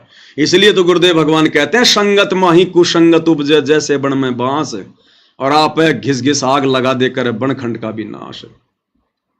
अब भाई बाप तो अपने बेटों को मार नहीं सकता, चाहे कितना ही निकम्मा क्यों ना हो। तो बाप ने खूब कोशिश की समझाने की, लेकिन नहीं समझे। बरवाला कांड से पहले बहुत कोशिश की समझाने की, लेकिन नहीं समझे। और बरवाला कांड के बाद भी गुरु ने 10 साल तक मौका दिया कि संभल जाओ संभल जाओ संभल जाओ, नहीं संभले, उल्टे बिगड़ते चले गए। तो अब गुरुदेव भगवान ने इन आश्रम वालों को और अपने परिवार को उनके जो है वो कर्मों के ऊपर छोड़ दिया कि भाई अब तुम्हें सजा तुम्हारे कर्म ही देंगे, क्योंकि संत तो अपनी संतता छोड़ेगा नहीं, अपनी तरफ से किसी को बद्दुआ देगा नहीं, इसलिए जीव के कर्मों पे छोड़ दिया। और कर्म इनके इतने बिगड़े हुए हैं भाई और बहनों, इतने बिगड़े हुए हैं, इनका कहीं से कोई बचाव का साधन नहीं निकलेगा कहीं से भी। तो इस प्रकार की जो आत्माएं हैं, ऐसी जो घटिया हरकतें कर रहे हैं, भले उनको शतनाम मिला हो चाहे सारनाम मिला हो, वो भी 84 लाख योनियों में जाएंगे, 84 लाख योनियों में। इसलिए परमात्मा कह रहे हैं, और फिर बार बार वो निकम्मी आत्माएं उस मां के गर्भ से जन्म लेंगी। अगर मनुष्य जन्म भी उनको मिलेंगे ना, तो बार बार मां के गर्भ से तो आना पड़ेगा, वो प्रकट थोड़ी होगा। प्रोसीजर तो वही है ना मनुष्य जन्म प्राप्त करने की। और मां के गर्भ में आएगा, फिर क्या होगा? नरक कुंड भोगना पड़ेगा, नरक कुंड, क्योंकि इस पिंड में एक ब्रह्मांड का लघु चित्र है। स्वर्ग नरक 14 भवन 7 दीप 9 खंड, सारे देवी देवताओं का वास, कामधेनु का, सब इस शरीर के अंदर है। और जब उसका नरक भोगने का समय आता है, तब उसको मां के गर्भ में डाल दिया जाता है। फिर उसको मनुष्य जन्म मिलता है। और मनुष्य जन्म में यदि उसने कोई ऐसा कुकर्म कर दिया, यदि किसी की हत्या कर दी, यदि उसको जो है वो कसाई का जन्म मिल गया, तो कसाई के जन्म में वो कितने बकरे काटेगा, कितने मुर्गे काटेगा, कितने कर्म फोड़ेगा। फिर वो कुकर्मों का फल भोगने के लिए फिर उसको भी 84 में जाना पड़ेगा। तो भाई और बहनों, एक बार यदि बात बिगड़ गई तो फिर बिगड़ती चली जाएगी, फिर बिगड़ती चली जाएगी ये बात, फिर संभलने में नहीं आएगी ये। इसलिए हमने साथ साथ में गुरुदेव के संकेतों को भी समझना है। हम इसी बात को लेकर ना भूल जाएं कि बस अब तो मेरे को सतनाम मिल गया, सारनाम मिल गया, अगर पार भी नहीं हो पाया तो 84 में तो जाऊंगा ही नहीं। किसने कह दिया 84 में नहीं जाएगा? अरे ब्रह्मा विष्णु महेश की पदवी कौन आत्मा प्राप्त करती है? वो आत्मा जो कलयुग की पिछली पीढ़ी में सतगुरु रामपाल जी की शरण में आती है, और शरण में आकर जो सारनाम की कमाई करता है। और सारनाम लेने के बाद भी जो आत्मा पार नहीं हो पाती है, उन्हीं आत्माओं को तो फिर ब्रह्मा विष्णु महेश की पदवी मिलती है। और गुरुदेव ने क्या बताया कि ये ब्रह्मा विष्णु महेश भी अपना समय पूरा करके 84 लाख की यात्रा में जाएंगे, 84 लाख की यात्रा में। तो कौन से बहम में घूम रहे हो भाई और बहनों? इसलिए परमात्मा कहते हैं, समझा है तो सिर धर पांव, बहुर नहीं रे ऐसा दाव। तो परमेश्वर उसी के विषय में हमें कुछ बातें बता रहे हैं जो ध्यान से सुनने की आवश्यकता है। तू ही तुतकारे थी, जपे था जपा जाप, और बाहर आके भरम गया तो बहुत करते है पाप। माँ के पेट में तो तू ही ये भगवान निष्पक्ष, बाहर निकाल दो आपको बोलूंगा नहीं, तू ही, तेरे बिना कोई नहीं हमारा, तू ही तुतकारे थी, वहां जपता जपा जाप, और बाहर आके भरम गया तन बहुत किए अब पाप। तू ही तुतकारे थी, रंकार धुन ध्यान, कद तड़प तड़प का मालिक ने याद करे था अंदर से कसक के साथ। जिन यो साज बनाई या जाकू ले पहचान, जिन यो साज बनाइया जाकू ले पहचान। और मां के गर्भ में किस प्रकार से तड़प तड़प के कशक के साथ में रो रो के प्रार्थना करते थे कि ये परमात्मा हम इस नरक कुंड से बाहर निकाल दो, नरक कुंड से बाहर निकाल दो। भाई और बहनों, उतनी तड़प, उतनी ही ये कशक हमारी आज गुरुदेव के ज्ञान को आधार बनाकर, इस ज्ञान को अच्छे से समझकर जब इस 21 ब्रह्मांड से, इस पृथ्वी लोक से बाहर निकलने की बनेगी सतलोक के लिए, तब परमात्मा हमारी पुकार सुनेगा। क्योंकि मां के गर्भ में हम कितने दुखी, कितने कायल, कितने परेशान, कितने तड़प रहे थे। गुरु के हर वचन को स्वीकार कर रहे थे कि आप जो कहोगे मैं आपकी हर बात मानूंगा, बस आप मुझे एक बार इस दुख से बाहर निकाल दो। और जब उसने इतनी प्रार्थना की, वो इतना दुखी हो रहा था वास्तव में, तब परमात्मा ने उसकी पुकार को सुना और मां के गर्भ से बाहर निकाला।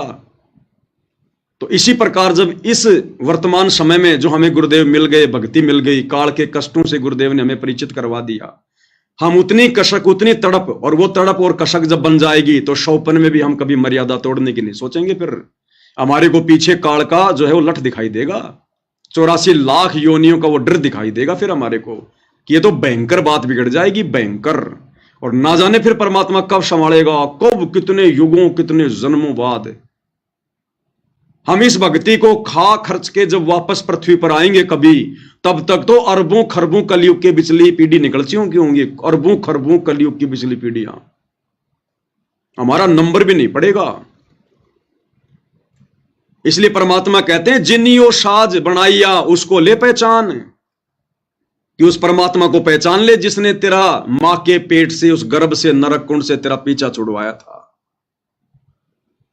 अरे जिस भगवान ने, जिस कबीर देव ने मां के गर्भ से हमारा पीछा छुड़वाया हमारी प्रार्थना पर, तो उस कबीर के अलावा अब इस धरती पर, इस काल के लोक से हमारा पीछा और कौन छुड़वा सकता है? वही छुड़वाएगा जिसने मां के गर्भ से छुड़वाया। इसलिए परमात्मा कहते हैं जिनियो साज बनाइया वा को ले पहचान, कि अब उस कबीर भगवान को तू पहचान ले, अपने सतगुरु को पहचान ले। बंदी छोड़ कौन हो सकता है? काल के बंधनों से कौन छुड़वा सकता है? मां का गर्भ भी तो काल का जो है वो बंधन था, बंद थी। जब वहां से बंदी छोड़ने छुड़वाया तो आज कौन छुड़वा देगा उनके अलावा? तो सतगुरु रूप में वो बंदी छोड़ आया हुआ है, कबीर भगवान आया हुआ है। इसलिए परमात्मा कहते हैं जिनियो साज बनाइया, जिसने ये खेल रचा है वाकू ले पहचान। तो ये सतगुरु की पहचान करवाई जा रही है भाई और बहनों, पहचान। जठरग्नि से राखिया ना साई गुण भूले, ओ साहेब दर हाले है क्यों बोवे है सूल। क्या बताते हैं? उस परम पिता की गुणों को भूला मत भाई, जिसने तेरी ऐसी आपत्ति में रक्षा की। मां के पेट में सबसे भयंकर दुख है मां के गर्भ में। आपको एक प्राणी का 100 वर्ष जीवन और 100 वर्ष कोड लग जा, उससे भी ज्यादा दुख 9 महीने के अंदर इस गर्भ के अंदर आप काट कर बाहर आते हो, और बाहर आते भूल जाते हो, क्योंकि बिना ज्ञान के, बगैर सत्संग के हम ऐसे धोखा खाते रहे। जठरग्नि से राखिया ना साई गुण भूले, उस माँ के पेट में आग बढ़े थी, वहां भी तेरी रक्षा की। जैसे होली को, प्रहलाद को होली से बचाया था, ऐसे ही माँ के पेट में होली है, उसके साथ तेरी रक्षा की परमात्मा ने। ना साई गुण भूल, उस परम पिता के गुणों को भूला मत। और ओ साहेब दर हाल है क्यों बोवत है सूल, क्यों परमात्मा आज भी है, तो ये खोटे कर्म ना करे, चोरी ठगी रिश्वत खोरी बकवाद है, इन न छोड़ दे, आज भी इतना वो तेरे अवश्य देगा। परमेश्वर हमें भाई और बहनों इतना सब कुछ समझा रहे हैं, इतना सब कुछ बता रहे हैं, केवल हमारी सुरती सतलोक में लगवाना चाहते हैं, हमारी सुरती भक्ति में लगवाना चाहते हैं, ताकि इन असंख्य जन्मों से, असंख्य युगों से जो हम ये कष्ट भोगते हुए आ रहे हैं, इनसे हमारा किसी भी प्रकार से पीछा छूटे। और जो विवेकी आत्मा होगी, जो समझदार आत्मा होगी, जो अधिकारी आत्मा होगी भाई और बहनों, वो तो इस प्राइम टाइम को बिल्कुल भी नहीं चुकेगी और सिर धड़ की बाजी लगाकर गुरुदेव पर कुर्बान हो जाएगी। अगले वीडियो में भाई और बहनों परमेश्वर हमें एक छोटे से सत्संग के माध्यम से आगाह कर रहे हैं कि यदि हमने इस भक्ति को सफल करना है तो किस प्रकार से करना है।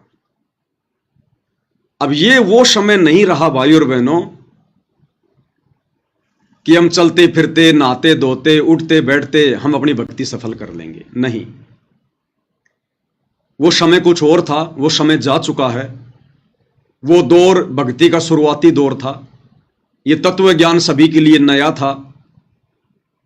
कोई भी आत्मा इस ज्ञान को समझकर, ज्ञान को आधार बनाकर सतगुरु से नहीं जुड़ सकती थी, क्योंकि यह ज्ञान हर प्रकार से नया था, नूतन। किसी के भी गले नहीं उतरता यह ज्ञान। उस समय गुरुदेव ने कोई सदग्रंथ नहीं दिखाए, गीता, वेद, कुरान, पुराण नहीं पढ़ाए, सन 1994 से 2001 तक। इसलिए यह ज्ञान किसी के गले नहीं उतरता। कोई इन बातों पर विश्वास नहीं करता, सृष्टि रचना पर, गरीबदास जी के ग्रंथ साहिब पर। इसलिए उस समय परमात्मा ने थोड़ी ढील दे रखी थी कि जैसे भी ये लौटते पोटते घूमते फिरते, जैसे भी ये भक्ति करें, आगे बढ़ेंगे, धीरे धीरे ज्ञान सुनेंगे तो समझ में आ जाएगा। और परमात्मा ने, गुरुदेव भगवान ने अपनी तरफ से 100 सुख दिए। मालिक को पता था कि ये ज्ञान से भक्ति पर नहीं टिकेंगे, इनके बिगड़े हुए काम बनेंगे, तब इनको विश्वास बनेगा, तब ये भक्ति मार्ग पर टिक सकते, नहीं तो नहीं टिकेंगे। एक सत्संग में परमात्मा ने बताया कि किसी व्यक्ति के होठ के ऊपर चोट लग गई, काफी गोली दवाई कराई लेकिन कोई आराम नहीं हुआ। तो किसी बुजुर्ग ने बताया कि भाई थोड़ा सा देसी घी का हलवा बना के इसके होठ पे लगाओ, उससे ये ठीक होगा। तो घर वालों ने 1 चम्मच थोड़ा सा हलवा बनाया और उसके होठ के ऊपर रखें और वो तुरंत अंदर ले जाए, तुरंत रखें और अंदर ले जाए। तो फिर उस व्यक्ति ने कहा, अरे पहले इसको अंदर से छिकाओ, पहले इसका पेट अंदर से भरो पूरा, फिर ये इसके होठ पे टिकेगा ये हलवा। तो फिर ढंग से हलवा बनाया, पहले उसको खिलाया, और जब उसका पेट भर गया, और हलवा भाई और बहनों गुरुदेव ने बताया एक ऐसी चीज है, एक बार यदि आपका हलवे से मन भर गया ना, उसके बाद में आपको इतना सा हलवा भी अच्छा नहीं लगेगा। तो पहले तो उसको अंदर से छिका और फिर उसके होठ पे लगाया, फिर उसके होठ पे वो हलवा टिका। तो गुरुदेव भगवान को पता था भाई और बहनों कि ये आत्माएं इस सृष्टि रचना को स्वीकार नहीं करेंगी, ये आत्माएं इतना विश्वास नहीं करेंगी जब तक इनके बिगड़े हुए कार्यों को सिद्ध ना किया जाए। तो भक्ति की शुरुआत में गुरुदेव भगवान ने हमारे बिगड़े हुए सैकड़ों कामों को जो है वो ठीक किया। बच्चों को नौकरियां दी, किसी की भैंस का थन खराब हो रहा है उसको ठीक किया, किसी के घर में भूत प्रेत की बाधा उसको ठीक किया, किसी के ऊपर किसी ने कोई जंत्र मंत्र करवा रखा है, मूठ करवा रखी है, परमात्मा ने उसको ठीक किया। कोई डॉक्टरों से हॉस्पिटलों में जा जाके दुखी हो लिया था, मरना ही एक अंतिम अपना टारगेट मान लिया था, परमात्मा ने उसको स्वस्थ किया। इस चक्कर में वो आत्मा गुरुदेव भगवान से जुड़ी रही, जैसे तैसे करके वो अपनी भक्ति करती रही, लेकिन ज्ञान को आधार नहीं बनाया। तो ये वाणी, नाम उठत नाम बैठत नाम सोवत जागबे, नाम खाते नाम पीते नाम सेती लागबे, ये भाई और बहनों उस दौर के लिए है, उस दौर के लिए। वर्तमान में गुरुदेव ने कोई कसर नहीं छोड़ी है, शास्त्रों को दिखा दिखाकर एडी से चोटी तक हमारे को भक्ति के रंग में रंग दिया है। कोई प्रमाण, कोई सबूत शेष नहीं बचा। इस मन को कोई गुंजाइश नहीं है कि ये स्वीकार ना करे कि सतलोक नहीं होगा, या सृष्टि रचना सही नहीं होगी, या जो गुरुजी बता रहे हैं वो बातें कहीं से भी ठीक नहीं होंगी। इस काल को, इस मन को कोई गुंजाइश नहीं छोड़ी भगवान ने। इसलिए अब हम भगत भाई बहनों ने वो भक्ति करनी पड़ेगी जो शास्त्र अनुकूल भक्ति हमसे गुरुजी करवाना चाहते हैं, जिस विधि से हमसे भक्ति करवाना चाहते हैं, और इस विधि से ही फिर हमारे को ये लाभ होंगे वर्तमान में। शुरू में तो गुरुदेव भगवान ने दिए, लेकिन अब नहीं देगा परमात्मा। अब तो हमने खुद मेहनत करनी पड़ेगी, गुरुदेव के बताए मार्ग पे चलना पड़ेगा, तब ऑटोमेटिक लाभ होंगे, ऑटोमेटिक लाभ। लेकिन उस समय के लिए भी गुरुदेव भगवान ने क्या संकेत किया, उस समय के लिए भी, ये सत्संग सन 1999 का है, रोहतक सत्संग, और उस समय के लिए भी गुरुदेव भगवान क्या कह रहे हैं। तो वर्तमान वाले भगत भाई बहनों ने तो किस प्रकार से भक्ति को समय देना पड़ेगा। इस सत्संग में गुरुदेव भगवान कह रहे हैं कि हमारी माता बहनें 100 काम छोड़कर अपने बच्चों को साथ में लेकर बैठकर भक्ति करती हैं। देखो कई बार गुरुदेव भगवान कह देते हैं कि भाई ये भक्ति बहुत आसान है, बहुत सहज है। आप अगर झाड़ू निकाल रही हैं तो झाड़ू भी निकालो और अपने मंत्र भी जाप करो। आप अपने घर का खाना भी बनाते रहो, रसोई में काम भी करते रहो और अपनी आरती भी लगा लो। किसान खेत में अपना काम कर रहा है, साथ में अपनी आरती भी लगा ले, आरती भी सुनता रहे और अपना काम भी करता रहे। मजदूर अपनी मजदूरी भी करता रहे और अपना काम भी करता रहे। और किसी किसी सत्संग में फिर गुरुदेव ने क्या बताया कि बच्चों, जब तक हम प्रथम मंत्र का जाप सुरती नृत्य और मन के साथ नहीं करेंगे, तब तक वो कमाई हमारे मोक्ष में काउंट नहीं होगी। और सतनाम के बारे में बताया कि जब तक हम सुरती नृत्य मन और पवन ये चारों एलिमेंट लगाकर भक्ति नहीं करेंगे विधि से, वो सतनाम की कमाई हमारे मोक्ष में काउंट नहीं होगी। बाकी हम जो भक्ति कर रहे हैं, जो मंत्र जाप कर रहे हैं, व्यर्थ वो भी नहीं है, क्योंकि परमात्मा कहते हैं नाम अभय पद निश्चय उपजय बीज पड़े ज्यों खूडम। यानी किसान जब बीज डालता है वो तो अपनी मुट्ठी से छोड़ देता है। अब कोई बीज जमीन में जाके उल्टा गिरता है, कोई सीधा गिरता है, तो वो जामता अवश्य है। इसलिए परमात्मा कह रहे हैं कि नाम सुमरण तो वो भी काम करेगा जो खाते पीते उठते बैठते नहाते धोते कर रहे हैं, लेकिन विशेष इस मोक्ष वाली भक्ति में तुम्हारा वो सुमरण काउंट होगा, तुम्हारा वो भक्ति धन गिना जाएगा जो तुम विधि विधान से करोगे, सुरती नृत्य मन और पवन के साथ में करोगे। तीनों समय की आरतियां समय निकालकर बैठकर या खड़े होकर, जैसे भी तुम्हारी व्यवस्था है, और विधि विधान से करोगे, हाथ में भक्ति बोध लेकर करोगे। अनपढ़ हो तो फिर गुरुदेव भगवान की अपनी ऑडियो वीडियो लगा लो, लेकिन तुमने समय निकालना पड़ेगा, एक जगह स्थिर होना पड़ेगा, बैठना पड़ेगा या खड़ा होना पड़ेगा। अब भागते भागते नहाते धोते उठते बैठते भैंसों को बाहर ले जाते लाते ये आरतियां करोगे तो बात नहीं बनेगी। अब ये बिल्कुल पीक टाइम आ गया भक्ति का, और अब परमात्मा ने हमें वो भक्ति विधि दे दी, अनमोल भक्ति विधि। कम से कम सुबह शाम तो हम भगत भाई बहनों ने गुरुदेव भगवान की 5 दीपक वाली थाली के साथ में आरती उतारनी है। देखो, विशेष परिस्थितियों में चाहे सुबह का नित्य नियम हो, चाहे शाम की संध्या आरती हो, अगर हम दीपक वाली आरती के साथ में नहीं करते हैं तो कोई दोष नहीं है, कोई नुकसान नहीं है। भले आप जी 5 दिन के लिए कहीं बाहर चले गए, आप नहीं कर पाए तो कोई दिक्कत नहीं है। ऐसी विशेष परिस्थितियों में हम लोग चलते चलते भी आरती कर सकते हैं, अपना काम धाम करते करते भी हम लोग आरती जो है वो कर सकते हैं। लेकिन यदि आप बिल्कुल नॉर्मल वे में हैं, आपके पास समय है, तो फिर हमने विधि विधान से ही परमेश्वर की आरतियां करनी पड़ेंगी। हमने समय निकालकर चारों एलिमेंट लगाकर सुरती नृत्य और मन और पवन के साथ ही हमने सुमरण करना पड़ेगा। और उस सुमरण में जो आनंद होगा, उस सुमरण का जो धन जमा होगा, वो वारन पार होगा। तो वर्तमान में तो हमने भाई और बहनों कितना सावधान होकर इस भक्ति को ही अपने जीवन का अंतिम लक्ष्य मानकर, प्रथम कार्य मानकर, बाकी कार्य बाद में, भक्ति वाला कार्य प्रथम, आत्म कल्याण प्रथम है, बाकी दुनिया के काम बाद में है। और जिस समय आत्माएं इस विधि से भक्ति नहीं करती थी, फिर भी परमात्मा सत्संग में जिक्र कर रहे हैं, क्योंकि परमात्मा ने वो सत्संग उस समय केवल उसी समय को ध्यान में रख के नहीं किया, मालिक ने आगामी समय को ध्यान में रख के सत्संग किया। और गुरुदेव कह रहे हैं 1999 में कि हमारी माता बहनें 100 काम छोड़कर, अब बताओ भाई 100 काम में तो सारे काम आ गए, खाना बनाने का काम, झाड़ू निकालने का काम, कपड़े धोने का काम, बर्तन धोने का काम, बच्चों को नहलाने का काम, उनको कपड़े पहनाने का काम, सारे काम आ गए 100 कामों में। तो 100 काम तो होते भी नहीं है। और दूसरा 100 काम का मतलब होता है सारे सांसारिक झंझटों को छोड़कर। और क्या कह रहे हैं, बच्चों को साथ में लेकर बैठकर भक्ति करते हैं, आरती करते हैं।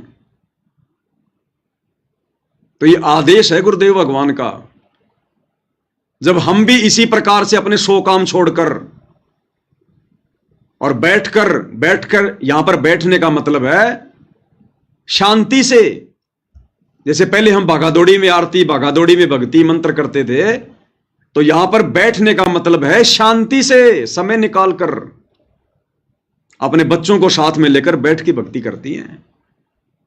अब एक तरफ तो गुरुजी कहते हैं कि खाना बनाते बनाते भी कर लो, और यहां कह रहे हैं कि 100 काम छोड़कर हमारी माता बहनें बच्चों को साथ में लेकर भक्ति कर रही हैं। तो भाई और बहनों, हमने गुरुदेव के संकेतों को समझना पड़ेगा। आप विशेष परिस्थितियों में अपना कार्य करते करते आरती कर सकते हो, सुमरण कर सकते हो, लेकिन हमने ये रोजाना का रूटीन नहीं बनाना। ये मजबूरी आपको महीने में 2 बार आ सकती है, 3 बार आ सकती है, ज्यादा से ज्यादा 5 बार आ सकती है। उन मजबूरी में तो हम लोग आरती वारती ऐसे कर सकते हैं, अपना ऑडियो वीडियो में लगा के या जैसे भी है, अपना कोई कार्य जो है वो करते करते। आप कहीं जा रहे हो, आप अपनी गाड़ी में आरती लगा लो, 2-4 भगत हो तो वैसे अपनी लेके भक्ति बोध अपना बैठे बैठे आरती कर लो, ये विशेष परिस्थितियों में। बाकी यदि आप घर पर हो, नॉर्मल वे में हो, तो फिर आपने विधि विधान से ही परमेश्वर की शास्त्र अनुकूल भक्ति करनी पड़ेगी। तभी ये माना जाएगा कि हमने 100 कार्यों को छोड़कर भक्ति को प्रथम महत्व दिया है। तब भाई और बहनों परमात्मा प्रसन्न होंगे। वे तो अंतर्यामी हैं, उनको दिखाने और बताने की जरूरत नहीं है। तो क्या कहते हैं गुरुदेव भगवान, क्या संदेशा दे रहे हैं? भाई और बहनों, ये शॉर्ट वीडियो अब हमने दोबारा सुनने को नहीं मिलेंगे, ये फाइनल वीडियो बन रहे हैं। और हो सकता है गुरुदेव भगवान के आने के बाद ये पवन दास या मेरे जैसे अन्य सत्सेवक भाई बहन जो परमेश्वर का संदेशा दे रहे हैं, हो सकता है हम भाई बहन आप लोगों को सोशल मीडिया पर दिखाई भी ना दें। हमारे सामने 2 ही ऑप्शन होंगे उस समय, 2 ही ऑप्शन, तीसरा ऑप्शन नहीं होगा। हमारा सबसे पहला ऑप्शन तो होगा बिल्कुल दुनिया से हटकर और एकांत में रहकर अपना साधारण सा जीवन व्यतीत करते हुए अपनी भक्ति करना। और दूसरा ऑप्शन, भाई परमात्मा की कोई विशेष रजा हो जाए, परमात्मा कोई विशेष सेवा दे दे, तो फिर हम गुरुदेव भगवान की सेवा में बिजी रहेंगे। फिर हमारी ड्यूटी समाप्त हो जाएगी, फिर उस समय संगत को समझाने की। फिर बाप आ जाएगा। अरे जब तक हॉस्पिटल में बड़ा डॉक्टर नहीं होता तब तक ही कंपाउंडर की ड्यूटी होती है मरीज को संभालने की, गोली दवाई देने की, छोटा मोटा इंजेक्शन लगाने की, उसको जो है वो ग्लूकोज वगैरह देने की, कोई जो है मरहम पट्टी करने की। और जब डॉक्टर आ जाता है हॉस्पिटल में, फिर कंपाउंडर का काम खत्म हो जाता है, फिर डॉक्टर संभालता है सारी कमान। तो हम कुछ एक सत्सेवक भाई बहन आज गुरुदेव भगवान की गैर हाजिरी में उस कंपाउंडर की भूमिका निभा रहे हैं, अपने शुभ कर्म बना रहे हैं, अपनी सेवा लगा रहे हैं। डॉक्टर साहब के आने के बाद फिर हमारा कोई वजूद नहीं, कोई औचित्य नहीं है। फिर हम अपना वही काम करेंगे जो डॉक्टर जी ने हमें दिया हुआ है। तो क्या कह रहे हैं गुरुदेव भगवान, 100 काम छोड़कर। और ये रिहर्सल यदि हम गुरुदेव भगवान के हिसार जेल से अपने मिशन को पूरा करने से पहले पहले अगर बना लें तो आप और हमारे भले में होगा। आप सोचेंगे गुरुजी के आने के बाद हम सही भक्ति करेंगे, गुरुजी के आने के बाद हम भगत बन जाएंगे। ये दिलो दिमाग से निकाल देना ये बात आप कि गुरुजी के आने के बाद आप भगत बन जाओगे। गुरुजी जेल में बैठे इसलिए हैं कि मेरी गैर हाजिरी में जो भगत बन गया सो बन गया। आने के बाद तो दुनिया भगत बनेगी। लूला लंगड़ा ज्ञानी अज्ञानी सभी अपनी जान बचाने के लिए उनको अपना बाप बाप कहेंगे। आज वर्तमान में है भगत बनने का मौका, भक्ति करने का मौका। इन्हीं परिस्थितियों में भक्ति हो सकती है, भगत की पहचान हो सकती है। आने वाले समय में तो फिर से वही समय आ जाएगा जो समय 1994 से 2014 तक था। भक्ति भाव भादो नदी सब चले गहराए। तो गुरुदेव के आने के बाद फिर से पूरा विश्व टूट पड़ेगा। भक्ति भाव भादो नदी सब चले गहराए। ये जो बीच का समय दिया है गुरुदेव ने 2014 से, और जब तक गुरुदेव भगवान हिसार जेल से बाहर नहीं आते हैं तब तक ही भक्ति करने का, भगत बनने का चांस है। उसके बाद तो आपको एक गधा भी आपको भगत बना दिखाई देगा, भगत बना, साधु बना दिखाई देगा। तो क्या कह रहे हैं गुरुदेव भगवान? कम से कम भी 20,000 व्यक्ति हैं, 40,000 संगत है, और जिसमें 20,000 तो ऐसे हैं जो दुख से सुख में आए। अरे उनके घर में छोटे छोटे बच्चे भी परमात्मा की आरती करते।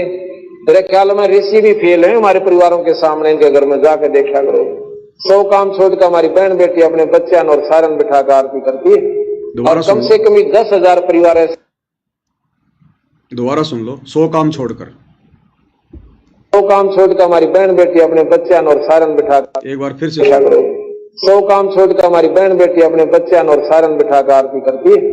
100 काम छोड़कर हमारी बहन बेटियां अपने बच्चों को साथ में बैठा के अपनी भक्ति करती हैं, आरतियां करती हैं। जबकि उस समय भाइयों और बहनों 100 काम छोड़ के कोई भी माता बहन ये भक्ति नहीं कर रही थी। लेकिन परमात्मा फिर भी अपने बच्चों को जो है बढ़ाई देते हैं, बढ़ाई, उनकी पीठ थपथपाते हैं ताकि इन बातों को सुनकर दूसरों को प्रेरणा मिले। उस समय कर कोई नहीं रहा था, लेकिन गुरुजी अगर सत्संग में इस प्रकार की बातें बोल रहे हैं तो दूसरे सुनने वाले भक्तों को यह प्रेरणा मिलेगी कि भाई इसका मतलब मुझे भी 100 काम छोड़ के बैठ के भक्ति करनी चाहिए। इसलिए परमात्मा कुछ बातें अपनी तरफ से कहते हैं। अरे जब आज बसंत सैनी जैसे भगत कहां 1999 की बात कर रहे हैं गुरुजी, और आज 2025, इस बसंत सैनी तो सन 2000 में नाम ले लिया था। जब आज ये बसंत सैनी 100 काम छोड़कर भक्ति गई बाढ़ में भक्तों की पिटाई करने आ गया, तो उस समय कहां हमारी माता बहनें 100 काम छोड़कर भक्ति कर रही होंगी। जब आज 20 साल बाद भी ये लोग अपने 100 काम छोड़कर भक्तों को मारना अपना जो हम टारगेट बना रखे हैं, 100 काम छोड़कर राजनेताओं की रैलियों में जाना, 100 काम छोड़कर अन्नपूर्णा मुहिम के तहत अपना समय बर्बाद करना, 100 काम छोड़कर और जाटों की धर्मशाला बनवाना, 100 काम छोड़ के स्टेडियम बनवाना, 100 काम छोड़ के भक्तों को इन आश्रमों में मिट्टी ढोने के काम में लगाना गधे की तरह। अरे आश्रम में कोई भक्ति के लिए जाता है या वहां पे कोई मजदूरी के लिए जाता है? ये भगवान इस गंदे लोक में हमसे मजदूरी करवाने आता है क्या? आश्रम बनवाने आता है क्या? लेकिन यहां काल ने भक्तों को गधा बना दिया, मजदूर बना दिया, मजदूर। तो सोचिए 1999 में कौन 100 काम छोड़ के भक्ति कर रहा होगा। लेकिन ये परमात्मा तो अपने बच्चों को मुफ्त में बढ़ाई देते, मुफ्त में बढ़ाई। और उस समय के ये वचन आज आप और हमारे काम आएंगे, आप और हमारे काम, कि जब 1999 में भी 100 काम छोड़ के भक्ति करने की जरूरत थी, तो आज तो भाई भक्ति का पीक टाइम है। आज तो 1000 काम छोड़ के हमने इस परमात्मा की भक्ति को प्रथम वैरायटी देनी पड़ेगी, प्रथम प्रायोरिटी देनी पड़ेगी। क्या कह रहे हैं परमेश्वर? परमात्मा की आरती करते, मेरे ख्याल में ऋषि भी फेल है हमारे परिवारों के सामने। इनके घर में जाकर देखा करो, 100 काम छोड़कर हमारी बहन बेटी अपने बच्चों और सारन बिठाकर आरती करती है। और कम से कम 10,000 परिवार ऐसे हैं जो दारू से बर्बाद हो चुके थे, तो इतना बुरा हाल कर रखा था। आज वो प्राणी पहले शराबी कहलाते थे, आज भगत जी के नाम से जाने जाते हैं। ये उस कबीर साहब की परम शक्ति है। तो क्लियर कर दिया है भाई और बहनों गुरुदेव भगवान ने। अब इस स्टेज पर आकर इस भक्ति मार्ग में गफलत नाम की कोई भी चीज हमारे दिलो दिमाग में नहीं होनी चाहिए। हमने हर संभव प्रथम स्थान, प्रथम महत्व गुरुदेव भगवान के द्वारा बताई गई शास्त्र अनुकूल सत भक्ति को विधिवत करने में लगाना है। तब भाई और बहनों इस काल लोक से हमारा पीछा छूटेगा। जिस प्रकार उस मां के पेट में हम किस प्रकार से गुरु जी के आगे रो रहे थे, प्रार्थना कर रहे थे, हमें और कुछ भी नहीं सूझ रहा था, कुछ भी नहीं दिखाई दे रहा था, बस अपना वो कष्ट दिखाई दे रहा था। तो आज गुरुदेव ने अपना ज्ञान देकर, सत्संग देकर आज आप और हमें वो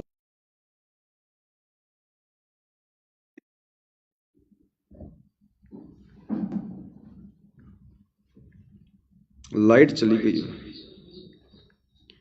लाइव डिस्कनेक्ट हो गया क्या?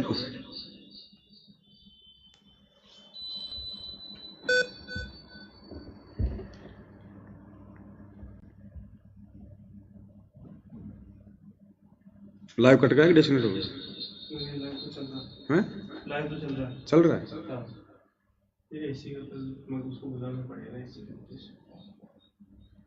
लाइव चल रहा है, डिस्कनेक्ट थोड़ी हुआ है। टीवी के चला दो। ये बीच में थोड़ी लाइट चली गई थी भाई और बहनों, लाइट कट गई थी, इसकी आवाज डबल क्यों आ रही?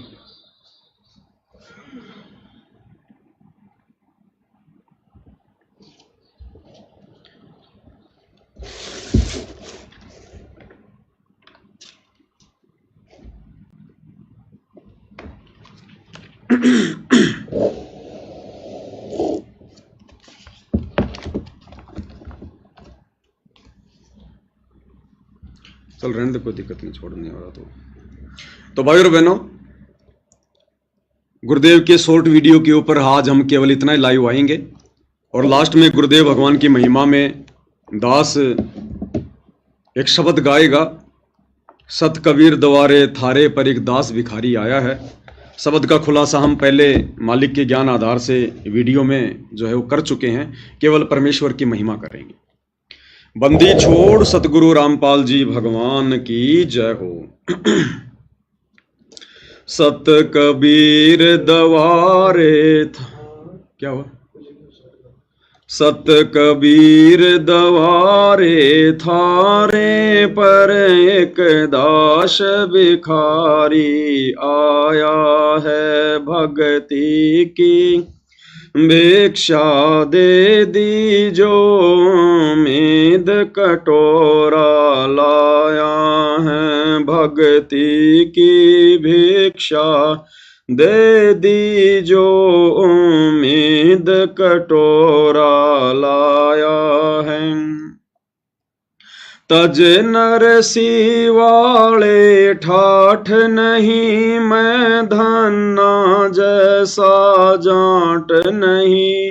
तज नरसी वाले ठाठ नहीं मैं धन्ना जैसा जाट नहीं।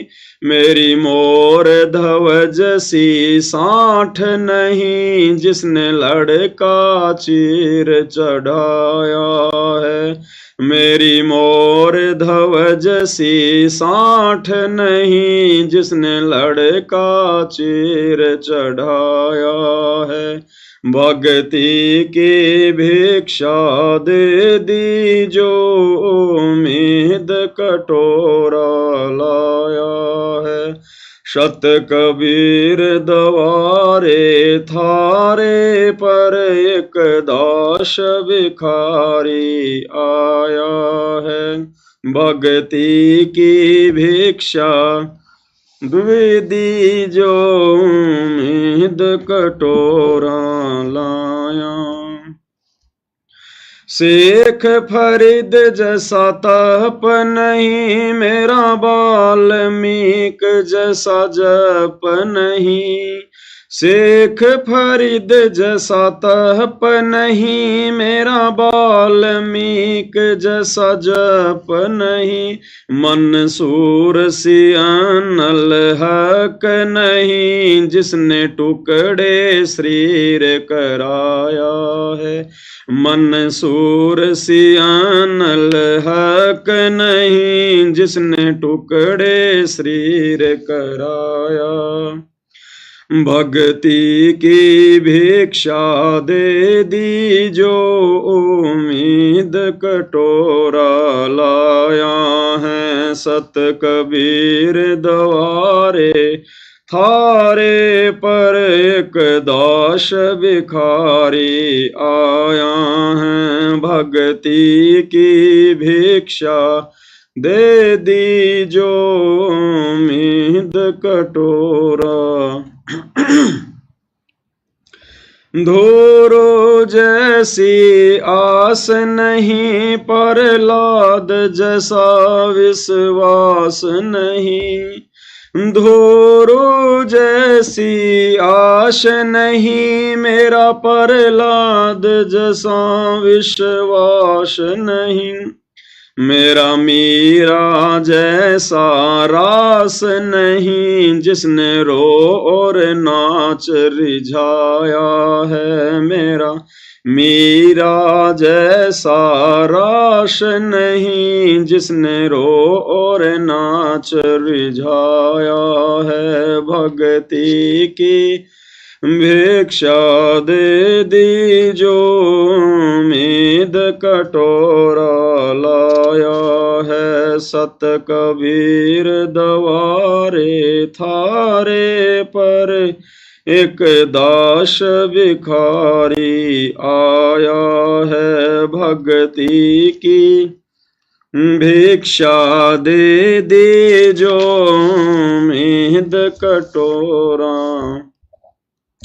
रंका बंका जैसा त्याग नहीं मेरा बाजीद जैसा वैराग नहीं।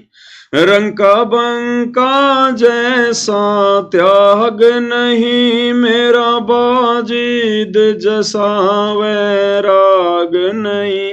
मेरा कर्मा जैसा भाग नहीं जिसका आण खींचड़ा खाया है। मेरा कर्मा जैसा भाग नहीं जिसका आण खींचड़ा खाया है। भक्ति की भिक्षा दे दीजो, उम्मीद कटोरा लाया है।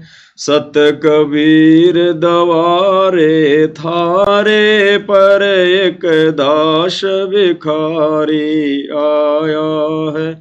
भक्ति की भिक्षा दे दीजो, उम्मीद कटोरा। विदुर विदुराणी जैसा सम्मान नहीं, मैं सम्मान जैसा यजमान नहीं। विदुर विदुराणी जैसा सम्मान नहीं, मैं सम्मान जैसा यजमान नहीं। और सेवों जो कुर्बान नहीं, जिसने शीस तोले खिलाया है। और सेवों जो कुर्बान नहीं, जिसने शीस तोले खिलाया है। भक्ति की भिक्षा दे दीजो, उम्मीद कटोरा लाया है। भक्ति की भिक्षा दे दीजो, उम्मीद कटोरा लाया है।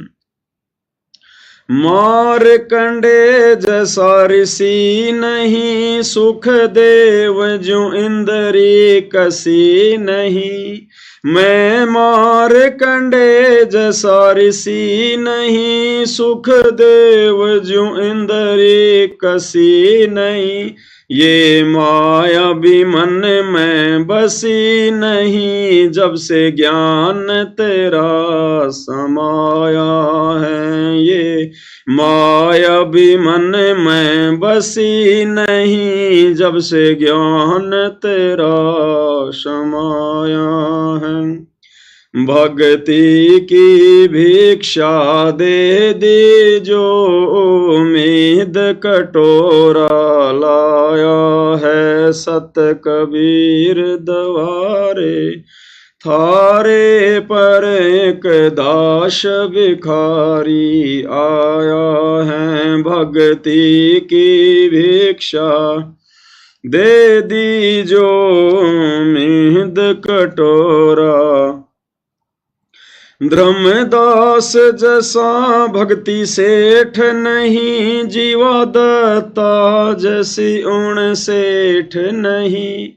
धर्मदास जैसा भक्ति सेठ नहीं, जीवा दत्ता जैसी उण सेठ नहीं। मेरा पीपा जैसा ढेठ नहीं, जिसने दरिया बीच बुलाया है। मेरा पीपा जैसा ढेठ नहीं, जिसने दरिया बीच बुलाया है। भक्ति की भिक्षा दे दीजो, उम्मीद कटोरा लाया है।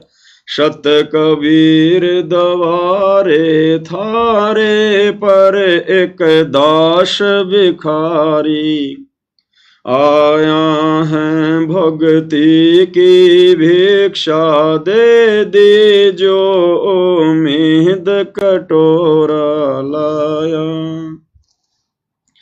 दिया द्रौपदी जैसा लीर नहीं, कोई बण्या भजन में सीर नहीं।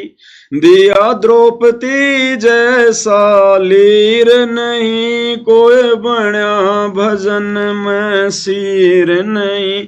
मेरे बिलनी जैसी धीर नहीं, जिसने बन के बीच घुमाया है। मेरे बिलनी जैसी धीर नहीं, जिसने बन के बीच घुमाया है। भक्ति की भिक्षा दे दीजो, उम्मीद कटोरा।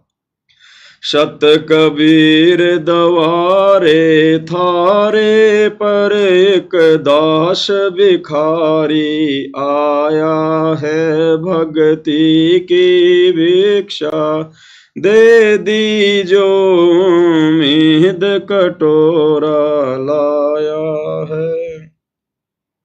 सांबर में दादू दास मिले फिर नानक को कर ख्यास मिले। सांबर में दादू दास मिले फिर नानक को कर ख्यास मिले। सुल्तानी को हो खवास मिले जिसका बिस्तर झाड़ बिछाया है। सुल्तानी को हो खवास मिले जिसका बिस्तर झाड़ बिछाया है। भक्ति की भिक्षा दे दीजो उम्मीद कटोरा लाया है। शत कबीर दवारे थारे पर एक दास भिखारी आया है। भक्ति की भिक्षा दे दीजो उम्मीद कटोरा लाया है। अर्जुन सर्जुन ने पीछाण लिए छोड़ाणी में दर्शन आन किए। अर्जुन सर्जुन ने पीछाण लिए छोड़ाणी में दर्शन आन किए। ये रानी ननद उन जान लिए बलराम पिता जनाया है। ये रानी ननद उन जान लिए बलराम पिता जनाया है। भक्ति की भिक्षा दे दीजो उम्मीद कटोरा लाया है। सत कबीर दवारे थारे पर एक दास भिखारी आया है। संतोष दास को पार किया बनखंडी का उद्धार किया। संतोष दास को पार किया बनखंडी का उद्धार किया। एक भूमण भगत से प्यार किया जो शरणाधारी आया है।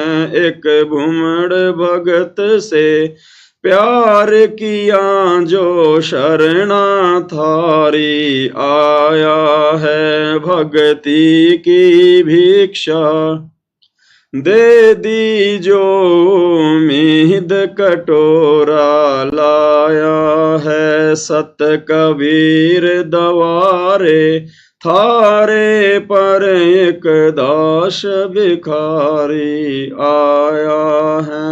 भक्ति की भिक्षा दे दीजो उम्मीद कटोरा लाया है।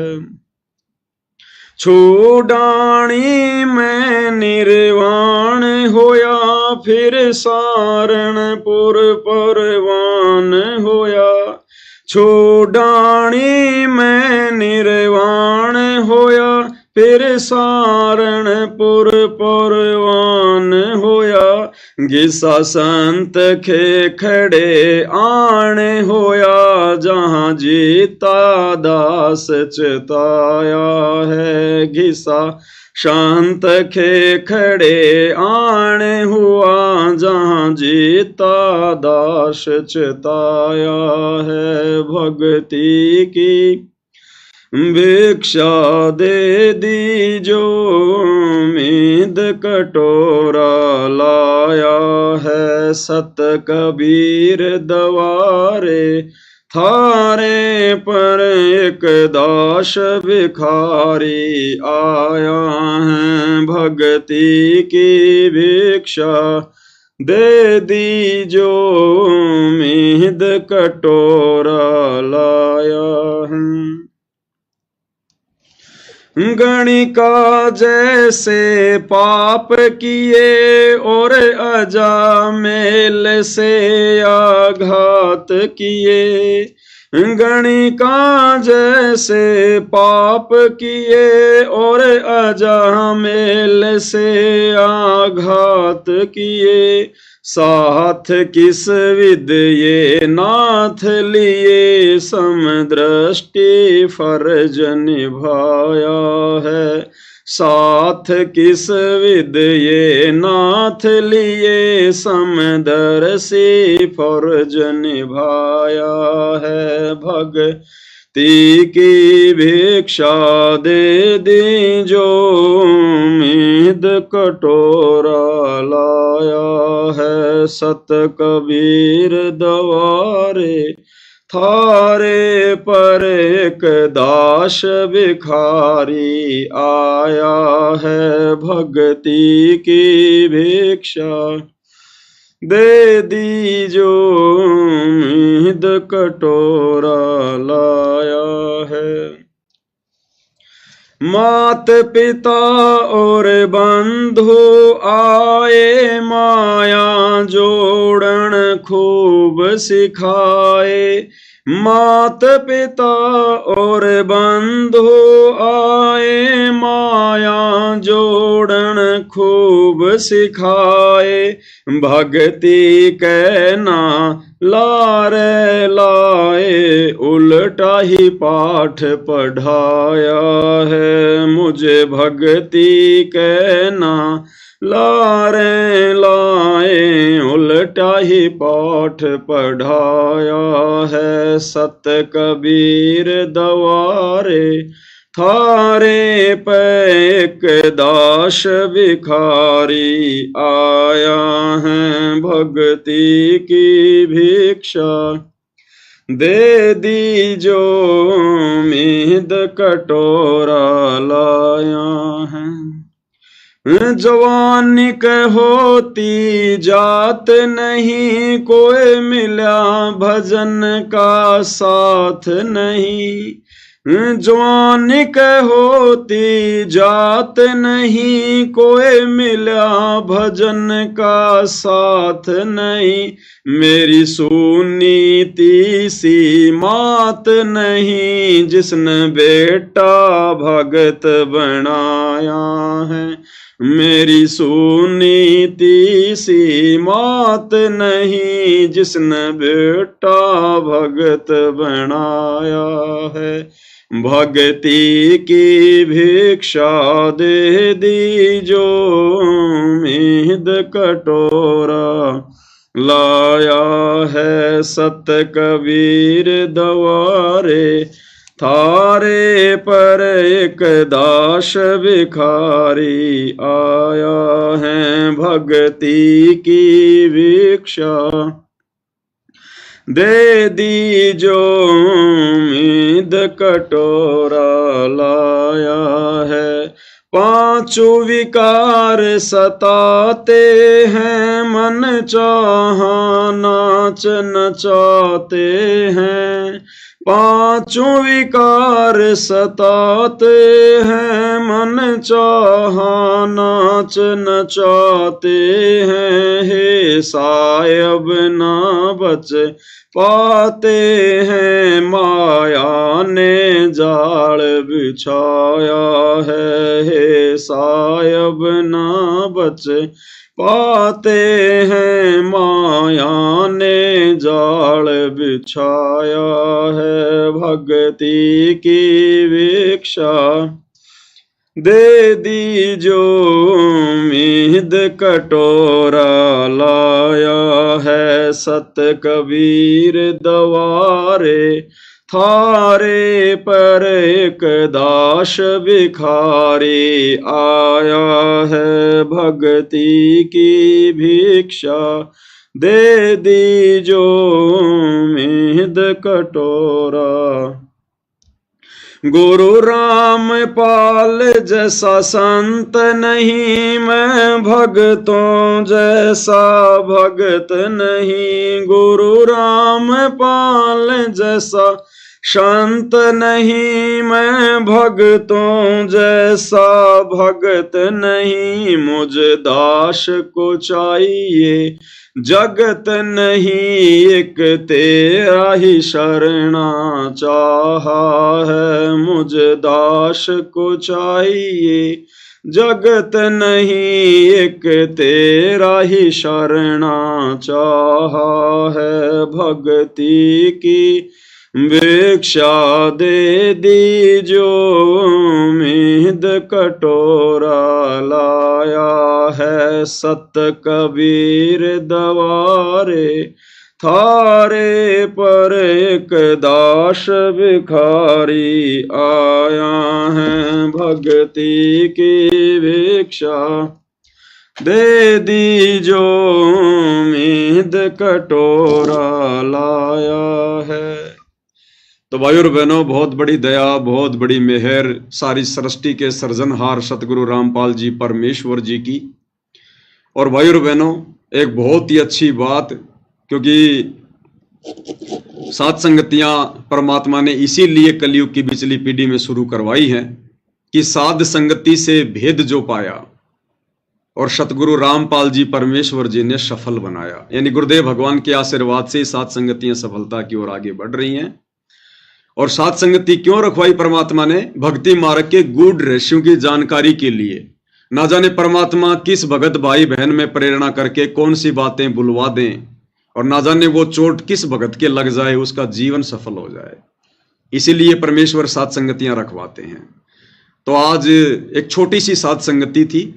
हम कुछ एक भगत भाई बहन वहां बैठे हुए थे, और उत्तर प्रदेश के बनारस से हमारी जो सुनीता बहन है वो भी आई हुई थी। तो बहन के मुख से परमात्मा ने एक शब्द निकलवाया कि वह जब हमें पता चल गया कि हमारे गुरुदेव भगवान कोई आम प्राणी नहीं है, आम संत नहीं है, ना कोई ये दुनिया भर के काल के द्वारा भेजे गए साधु संतों की तरह कोई सामान्य संत हैं।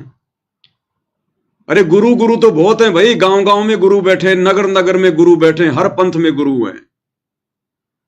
और हम भी अपने गुरुजी को गुरुजी गुरुजी गुरुजी गुरुजी, तो फिर हम इनको गुरुजी गुरुजी कहेंगे तो गुरु ही मानते रहेंगे। इसलिए अब हमने अपने गुरुदेव भगवान को परमपिता परमेश्वर कहकर पुकारना है, परमात्मा जी कहकर पुकारना है, भगवान कहकर पुकारना है, परमेश्वर कहकर पुकारना है। जैसे हम बातें करते हैं ना कि भाई गुरुजी ने एक सत्संग में ऐसी बात कही है, तो अब हमने क्या बोलना चाहिए कि परमात्मा ने एक सत्संग में ऐसी बात कही है, परमेश्वर ने एक सत्संग में ऐसी बात कही है। अगर हम गुरु गुरु करते रहेंगे, गुरुजी करते रहेंगे, तो गुरुजी वाले भाव रहेंगे हमारे अंदर। इसलिए अब हम सत्सेवक भाई बहनों ने, और ये दास भी आज के बाद कोशिश करेगा भाई और बहनों, उस बहन की बातें बिल्कुल ज्ञान आधार से हैं, सत्य हैं, सभी भगत भाई बहनों ने अमल करनी चाहिए। और अब हम अपने परमपिता परमेश्वर को गुरुजी ना कहकर, क्योंकि गुरुजी की तो वे केवल एक भूमिका करते हैं, क्योंकि गुरु के बिना ज्ञान नहीं हो सकता। तो गुरु की तो केवल वो भूमिका कर रहे हैं। असल में क्या है? असल में परमेश्वर हैं।